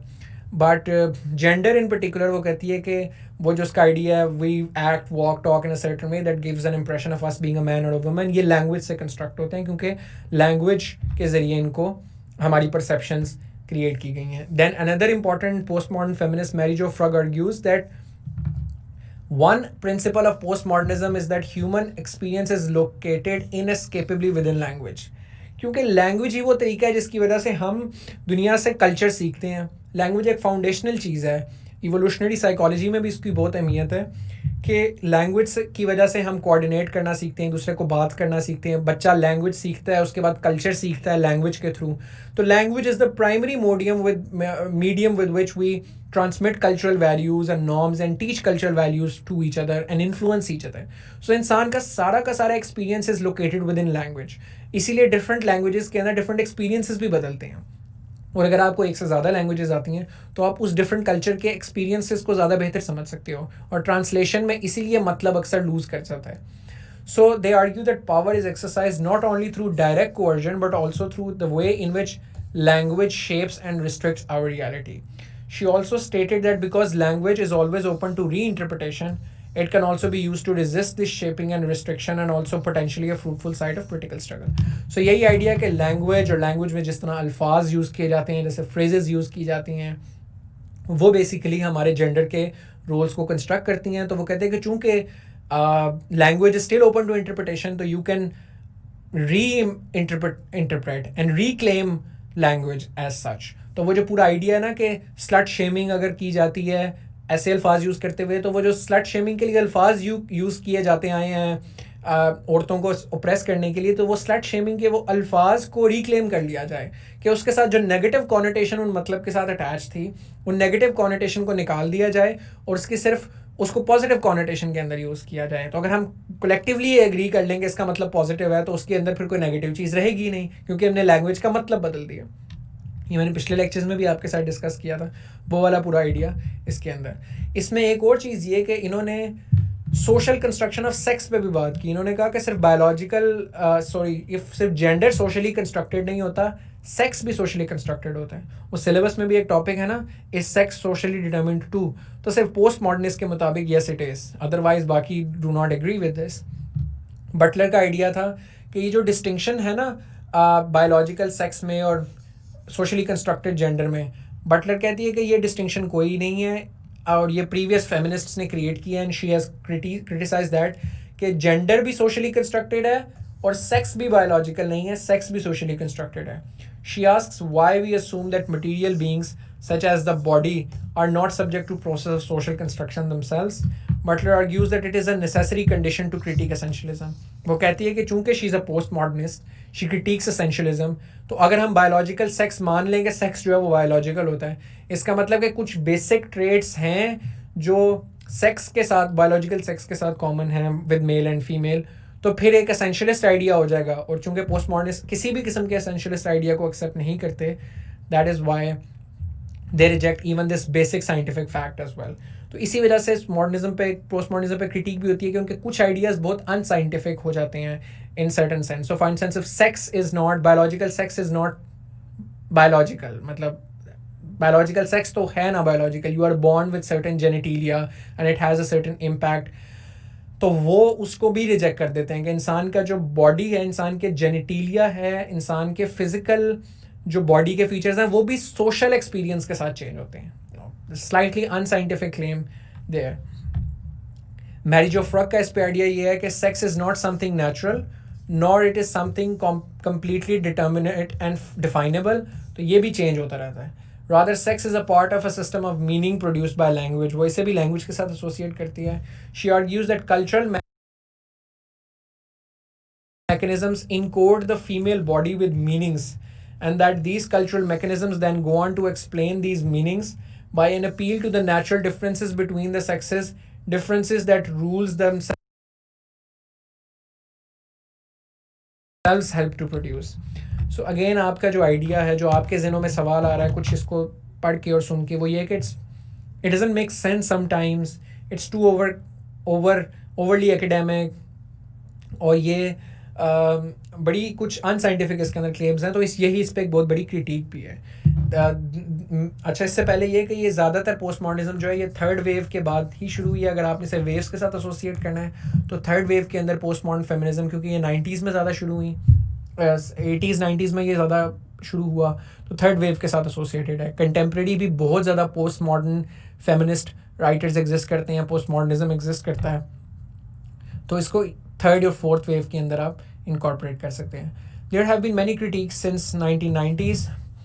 Most of the criticism have been from modernists की तरफ से, एंड जो वो फेमिनिस्ट जो मॉडर्निस्ट थॉट को सपोर्ट करते हैं, यानी liberal, radical, socialist, Marxist feminist, उनकी तरफ से पोस्ट मॉडर्न फेमिनिज्म पे काफ़ी क्रिटिक की गई है. Though modernist critics believe, more importantly, that through abandoning the values of Enlightenment thought, postmodern feminism precludes the possibility of liberating political action. उन्होंने कहा कि Enlightenment thought की वजह से इसमें लिबर्टी, इक्वालिटी, फ्रीडम, जो लिबरलिज्म के प्रिंसिपल्स एज ऑफ एनलाइटनमेंट में आए थे, वो इनकॉर्पोरेट किए फेमिनिज्म ने.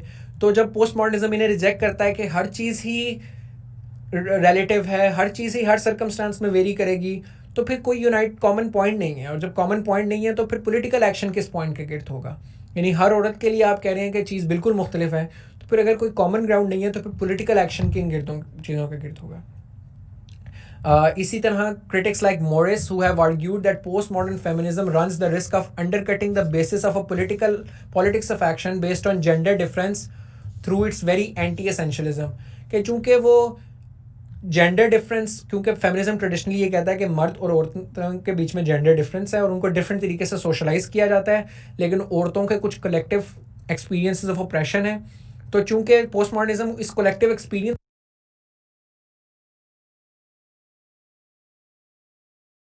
को रिजेक्ट करता है in its bid to be anti essentialist, तो फिर वो कोई फाउंडेशन नहीं रहती जिस बेसिस पे आप पॉलिटिकल एक्शन करें. Alison published the book Enlightened Women to critique postmodernists and postmodern feminists alike, saying there should be a return to Enlightenment values in modernist feminism. Gloria has criticized postmodern feminist theory as being overly academic,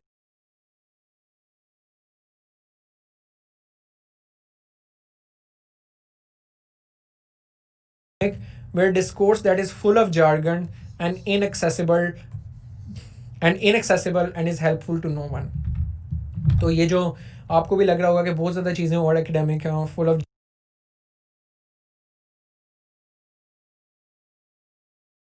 jargon है, accessible नहीं है, समझ नहीं आती, वो critic इसकी बड़ी popular है.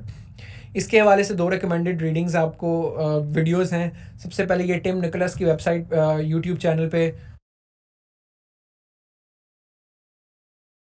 मॉडर्निज्म को समझने की कोशिश करें, और ज़रा आपने ना बकल करके बैठना है, आराम से थोड़ा एक्टिवली इसको सुनना है, और फिर पोस्ट मॉडर्निज्म की उसकी वीडियो देखें. इसके 20 मिनट की वीडियो है, आप पहले 10-12 मिनट देख लें, आगे वाली चीज़ें इतनी रेलिवेंट नहीं होंगी, लेकिन पहले 10-12 मिनट हमारी डिस्कशन से बहुत रेलिवेंट होगी. तो इस वीडियो के बाद आप ये वाली 2 वीडियोस फ़ौरन देखें ताकि आपकी अंडरस्टैंडिंग इस पर अच्छी बन जाए. मज़ीद अगर आपको इससे भी ज़्यादा डेप्थ में इसके ऊपर अंडरस्टैंडिंग डेवलप करनी है तो अगेन विद्या मित्रा के चैनल पे पोस्ट मॉडर्न फेमिनिज्म की आप ये पूरी लेक्चर देख सकते हैं 36 मिनट्स का. अगर कोई बंदा बहुत एक्सपर्ट बनना चाहता है इस चीज़ के अंदर, और बहुत ऑलरेडी स्पेशली वो लोग जिनकी का बैकग्राउंड ऐसा है कि उनको पोस्ट मॉडर्निज्म के ऊपर कोई कमांड है, पोस्ट मॉडर्न फेमिनिज्म के ऊपर उनको कमांड है, तो उनके लिए फिर ये है कि वो ये एरियो मैगज़ीन के अंदर it used to be Aeon, but the name I think might have been changed. How French intellectuals ruined the West, Postmodernism and its impact explained. ये generally postmodernism पे critique है, सिर्फ postmodern feminism पे नहीं, मगर आपको इस पे generally idea हो जाएगा. So for all those political science background, literature background, psychology background, वो लोग जो postmodernism के concept से already familiar हैं और उस पर बहुत depth में understanding अगर अपनी develop करना चाहते हैं तो वो please go ahead and read this article. अगर आपकी ऑलरेडी अंडरस्टैंडिंग नहीं है तो you might get more confuse, but even then if you want to try please go ahead. It's a long essay. So these are all the things that we discussed in this lecture. I hope this was helpful. In the next lecture we're going to cover the last concept within the whole different types of feminism का जो module है, which is men's feminism. Near Pierre, and we're going to cover in this lecture men's feminism. So men's feminism के ऊपर जो हम discussion करेंगे उसकी outline ये है. Historical evolution and popular figures, Frederick Douglass, John Stuart Mill, John Stoltenberg, Adam Jones, फिर इनके आइडियाज़ की एनालिसिस और क्रिटिक, फिर कोर थीरी क्या है फेमिनिस्ट एलाइज होने की और मेंस लिबरेशन मूवमेंट की, फिर इसकी major campaigns he for she movement, equal pay support in Hollywood, prominent men feminist, फिर जो 2 स्कूल्स ऑफ थॉट एग्जिस्ट करती हैं ऑन मेन इन फेमिनिज्म के ऊपर, and the usage of term pro-feminism, and then conclusion. So first, since the 19th century, men have taken part in significant cultural and political responses to feminism within each wave of the movement. This includes seeking to establish equal opportunities for women in a range of social relations, generally done through a strategic leveraging of male privilege. Feminist men have also argued that men's liberation from the socio-cultural constraints of sexism and gender roles is a necessary part of feminist activism and scholarship. इसमें हम 2 चीज़ें होंगी theory के अंदर. पहली चीज़ तो ये है कि औरतों को कैसे मर्दों की इंक्लूजन फेमिनिस्ट मूवमेंट के अंदर इस तरीके से की जाए कि मर्द इंस्ट्रूमेंटल बने औरतों की लिबरेशन के लिए. So men becoming allies of feminism and helping to liberate women in their struggle against patriarchy. And second is कि मैन की अपनी लिबरेशन भी, कि द आइडिया के जो पेट्रियार्की है that not only hurts women but it also impacts man, कि वो अपने इमोशंस एक्सप्रेस नहीं कर सकते, सोल ब्रेड विनर का उन पर प्रेशर होता है. हमारे यहाँ बच्चे ने जब 25 का होना है तो उसके ऊपर जिम्मेदारी है कि वो अपनी नौकरी ढूंढे, वो शादी भी करे, वो बच्चों को भी पाले, क्योंकि वो सोल ब्रेड विनर है. सोसाइटी एक्सपेक्ट करती है कि वो सोल ब्रेड विनर हो, सक्सेसफुल हो, और ये सारी चीज़ें जो ट्रेडिशनल जेंडर रोल्स हैं वो मर्दों को भी हर्ट करते हैं, तो ये उनको भी अबॉलिश किया जाए. तो ये दोनों इन 2 टेंजेंट्स के ऊपर ये क्यों घूमती है थीरी. अब हम हिस्टोरिकल इवोल्यूशन और पॉपुलर फिगर सबसे पहले देखते हैं. Frederick Douglass was very famous in this. There is a long tradition of male feminism in Europe and North America dating at least back 175 years to the famous ex slave and abolitionist Frederick Douglass. Frederick Douglass के idea ये था, the abolition and women's suffrage movements were tightly connected in America. जो anti-slavery movement थी और औरतों के rights की movement थी, initially that was tightly connected, and Douglas was among the few men who attended the famous 1848 Women's Rights Convention in Seneca Falls, जो हमने first wave of feminism में पढ़ी थी 1848 में, वो फ्रेडरिक डगलस ने भी अटेंड की थी. सिविल वॉर के बाद डगलस का टैक्टिकल डिसएग्रीमेंट थे विमेन राइट्स मूवमेंट के एक्टिविस्ट के साथ, क्योंकि विमेन राइट्स एक्टिविस्ट बिलीव करती थी, जो हमने उसकी क्रिटिक भी की थी फर्स्ट वेव की, कि ये रेसिस्ट टेंडेंसीज थी उनमें, कि white women should be given suffrage prior to black man, कि ब्लैक मर्दों की आज़ादी से पहले, राइट टू वोट से पहले वाइट ख़वातीन को राइट टू वोट मिलना चाहिए. जबकि फ्रीडरिक डगलस का ये मानना था कि there is more urgency to give vote to black man through the 15th amendment. तो ये इनका डिसएग्रीमेंट पाया जाता था. John Stuart Mill, around the same time when Douglass was working for suffrage in America, John Stuart Mill took up the cause in Britain. उसने किताब लिखी the subjugation of women in 1861 in collaboration with his wife Harriet Taylor Mill, in which he declared that the principle which regulates the existing social relations between the two sexes, the legal subordination of one sex to the other, is wrong itself, and now one of the chief hindrances to human improvement, and that it ought to be replaced by a principle of perfect equality, admitting no power or privilege on the one side nor disability on the other. तो उसने शुरू में equality को बड़ा champion किया, उस पर पूरी किताब लिखी. In 1866 he became the first British member of parliament to introduce a bill calling for women to receive the right to vote. इसी तरह John Stoltenberg founded the group Men Can Stop Rape, but he's probably best known for his theoretical writings, especially his 1989 book Refusing to be a Man, in which he argues that men need to create and embrace a less toxic version of masculinity based on respect rather than on misogyny. तो इस किताब में उसने argue किया कि मर्दों की जो कंसेप्शन या मर्दों का जो मैस्कुलिनिटी का कॉन्सेप्ट है वो बड़ा टॉक्सिक है और वो औरतों को बड़ा सबसर्विएंट रखता है. ये जो मैस्कुलिन टॉक्सिक मैस्कुलिनिटी है जो कि कन्वेंशनली पेट्रियार्की ने मर्दों को सिखाई है वो बड़ी इनह्यूमन है और मिसोजिनी पे बेस करती है. तो मर्दों को एक less toxic version of masculinity develop करना है जो कि रिस्पेक्ट पे बेस करता है. He focused specially on pornography, arguing that bondage and sadism in porn encourages men to treat women as utterly submissive masochists who enjoy pain and humiliation. His famous conclusion was this: pornography tells lies about women, but pornography tells the truth about men, meaning thereby that pornography is an accurate representation of the way men have constructed their sexuality around dominance, objectification and dehumanization of women. कि porn ने बहुत एक गलत किस्म की depiction sexes के दरमियान create की, इसलिए वो पोर्नोग्राफी को बहुत क्रिटिसाइज करता था कि पोर्नोग्राफी जो है औरतों के मुतालिक झूठ फैलाती है कि they somehow are not bothered by how they are humiliated in pornography, but in fact they are humiliated by that by all those actions. So ये जो है उसने पोर्नोग्राफी पे क्रिटिक की और उसने कहा कि it tells lies about women but truth about man, के मर्दों ने अपनी लेकिन जो सोशली अपना जो रोल डिफाइन किया है वो उसी तरह का किया हुआ है, overly dominant and overly which views women as objects and which dehumanizes women. Then चौथा जो है इसमें एडम जोन्स है, very contemporary scholar. Stoltenberg is also a contemporary scholar. Focused on his work is focused on genocide in University of British Columbia. In his book and on his website Gendercide Watch, he has used feminist theory in documenting and analyzing gender side. Basically genocide से उसने gender side निकाला है कि genders को ख़ातीन को specifically target करके exterminate करने की practice को वो gender side कहता है. Violence perpetuated for gender related reasons, ये एडम जोन्स का हवाला आप violence against women वाली जो हमारी डिस्कशन थी उसमें भी ऐड कर सकते हैं. For example, he analyzed the Bengali women who have been singled out for mass murders in genocidal camps. यहाँ पे आप हाली women कर लें. Lies how women historically have been singled out for murders in genocidal camps. इसके opposite वो मर्दों को भी कब स्पेसिफिकली टारगेट किया जाता है ताकि वो फैमिलीज़ को डिस्ट्रॉय किया जा सके, उसको भी उसने डॉक्यूमेंट किया. Is also studied cases on men being targeted for gendercidal violence as in Saddam Hussein's Anfal campaign against the Kurds in which men were exterminated en masse. It's important to recognize that although Douglas, Mill, Stoltenberg and Jones are all male feminists, their engagements within feminism takes a range of forms. Douglas's commitment was an outgrowth of his involvement in abolitionism. John Stuart Mill's feminism was part of his general liberal politics. Stoltenberg used feminism to think through issues of masculinity and misogyny, which he saw as both personal and political issues for men. Adam Jones is connected to feminism through his research on genocide and gender. For all of them, feminism involves a mix of altruism, community, intellectual interest, political beliefs, and personal investment, which is probably something you could say for most of female feminists as well. इसकी critique क्या historically की जाती है?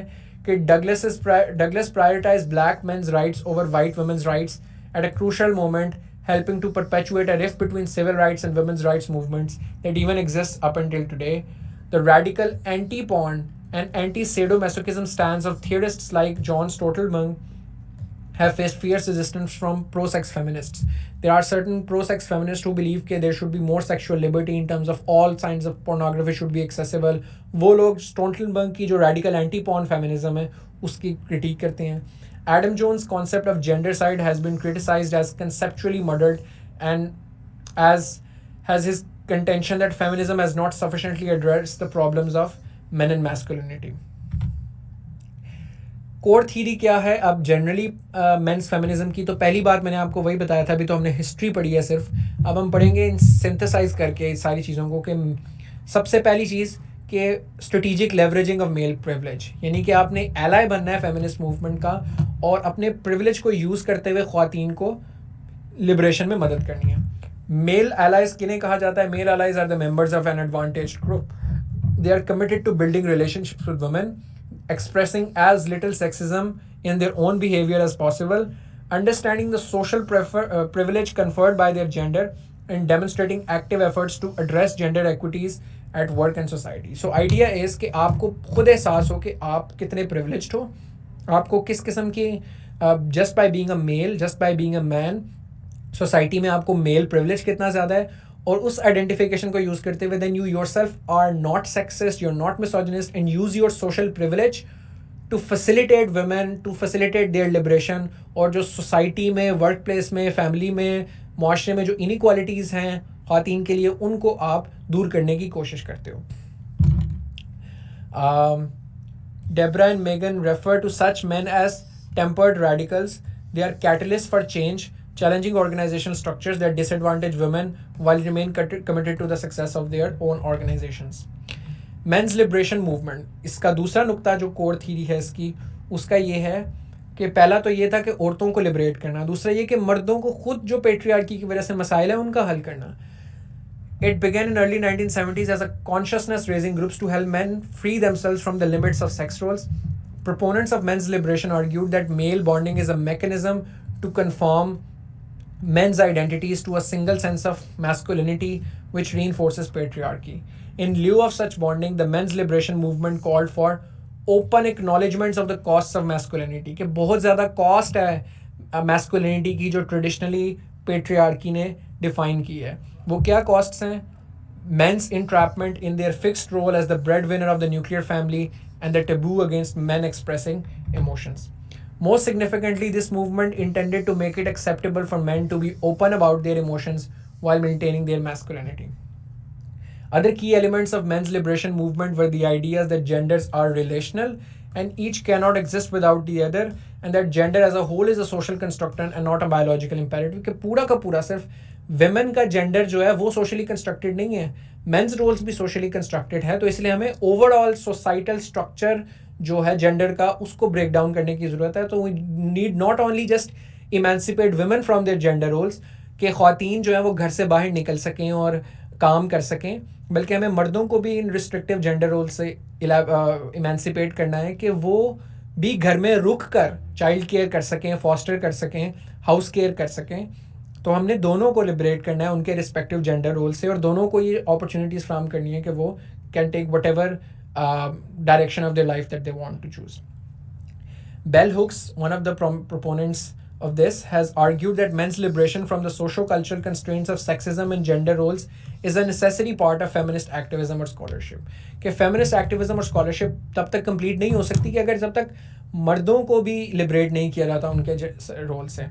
तो which you see that there is certain success regarding that historically, जो मर्दों की conception of masculinity and them showing emotions that has changed. So these popular leaders and popular sports persons showing expression, showing emotions while not compromising their masculinity is a good start.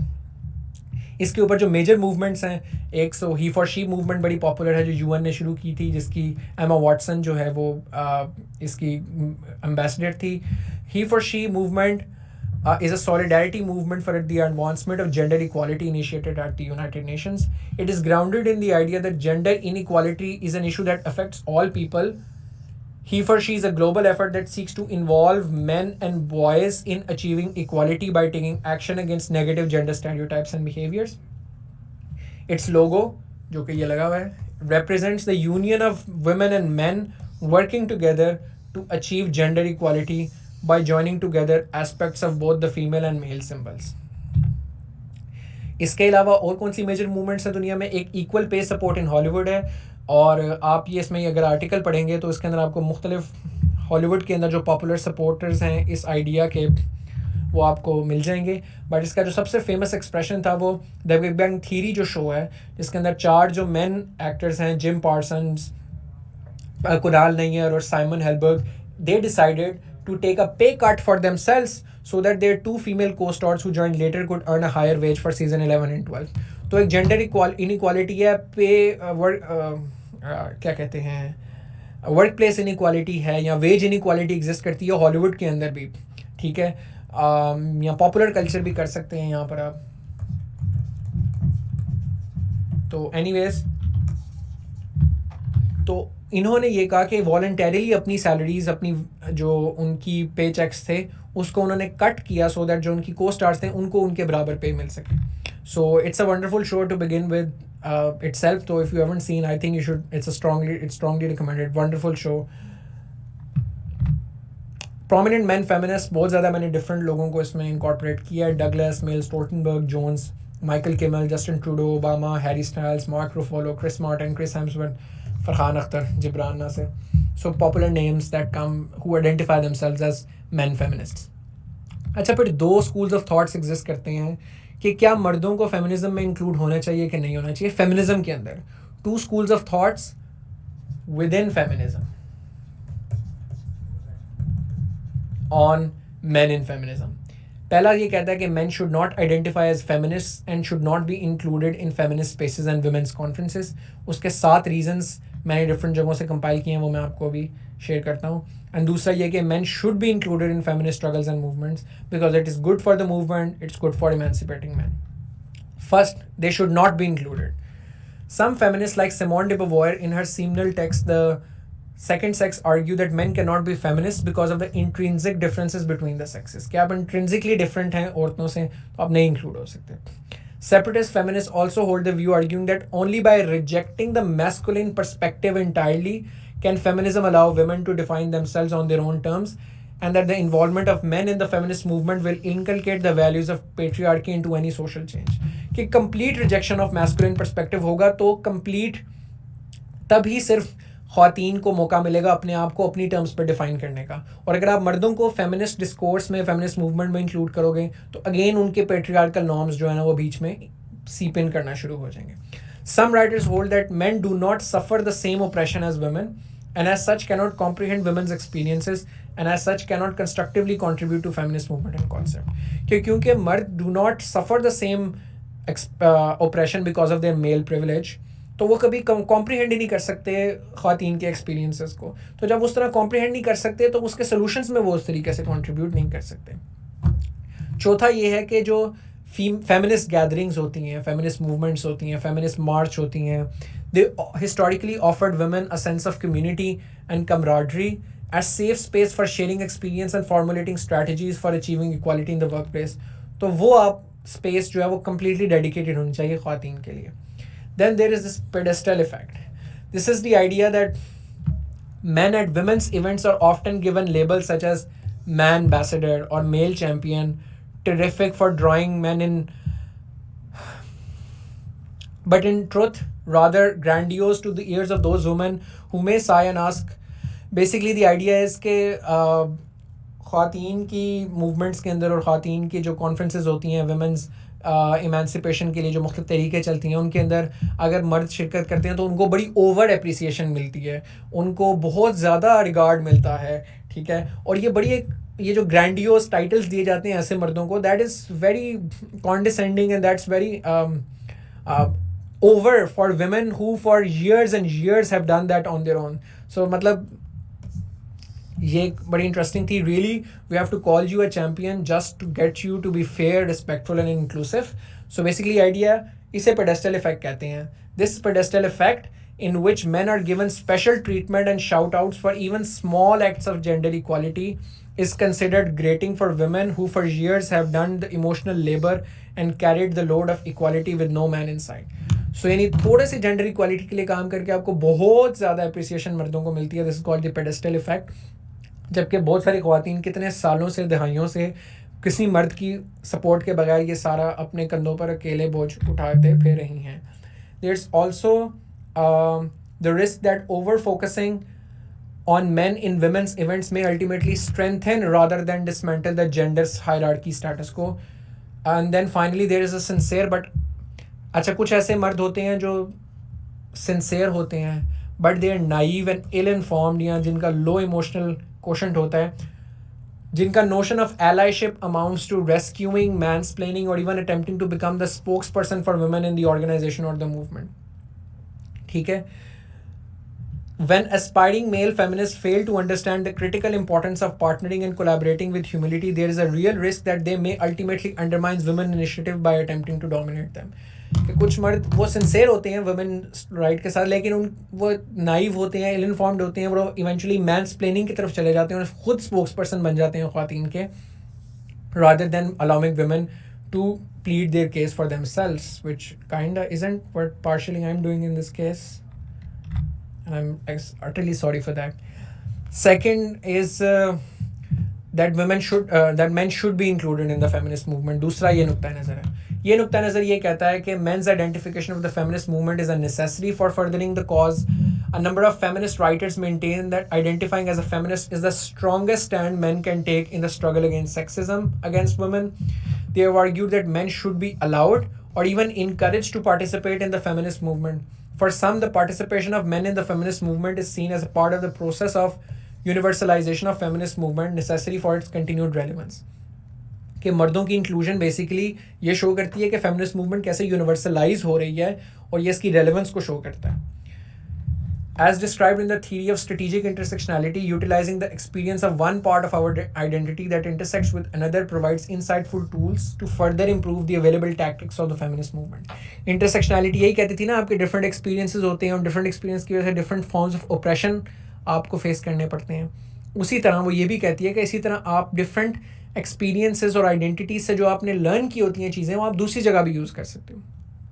So for instance कि एक जो black feminist है उसने जो racial struggle में racial equality के लिए जो उन्होंने सिविल राइट्स ने स्ट्रगल किया है, वो वाले प्रिंसिपल्स आप यूज़ कर सकते हो फेमिनिस्ट मूवमेंट के अंदर भी.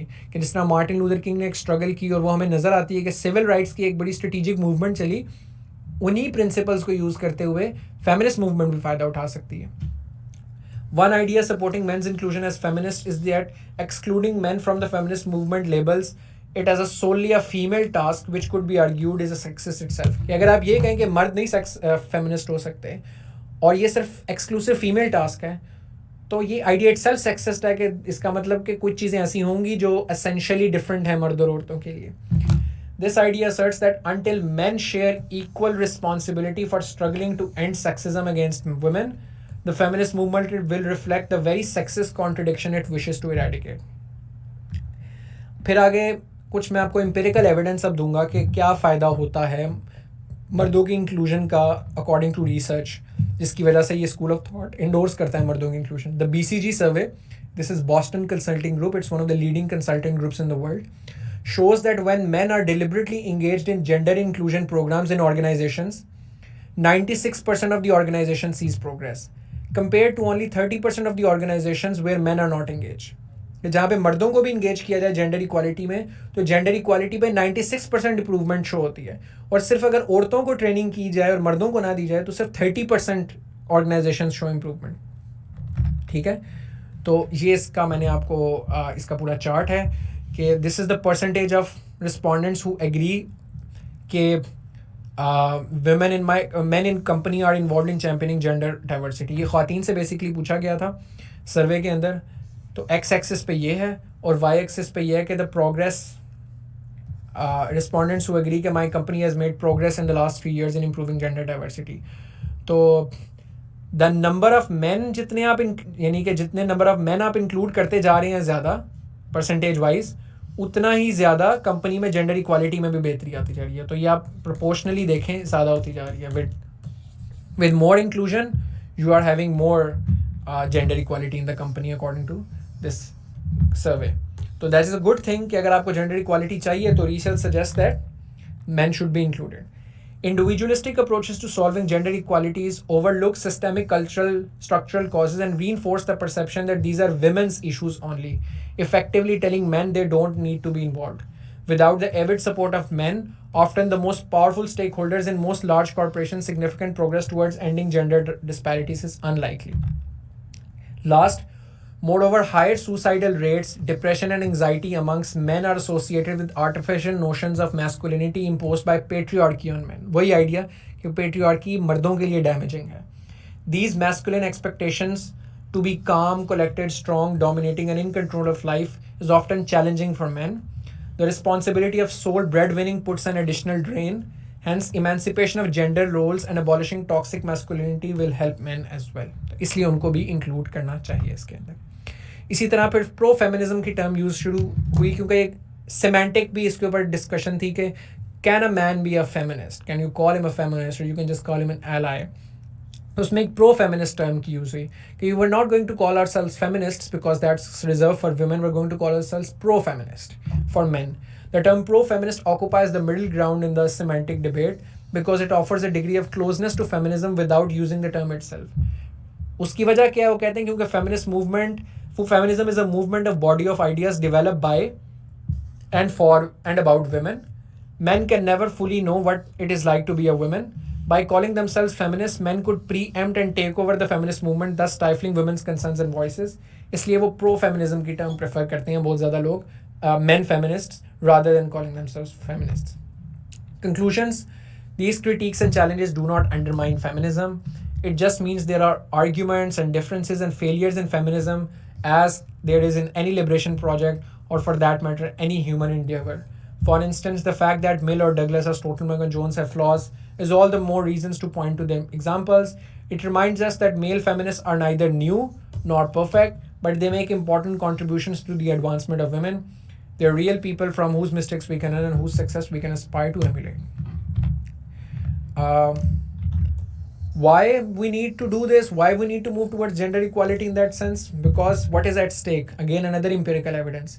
McKinsey, again a very large consulting group, उनकी projections के मुताबिक full potential scenario जिसको वो कहते हैं ना कि अगर औरतें भी equal level पे participate करें economy में जिस तरह मर्द करते हैं और कोई systematic barrier ना हो, डायरेक्ट और इनडायरेक्ट बैरियर्स ना हो ख़वातीन को, और परफेक्ट स्टेट ऑफ इक्वालिटी में there will be additional $28 trillion to global GDP, 20% more than current would be added to the annual GDP when compared to the current business as usual scenario. So that is why gender equality at all costs is so desirable. इस पर additional resources ये आप लाजमी देखें. This is a very nice video by the School of Life, How to Be a Man, President Obama on what it means to be a man, and 5 ways men can improve gender diversity at work.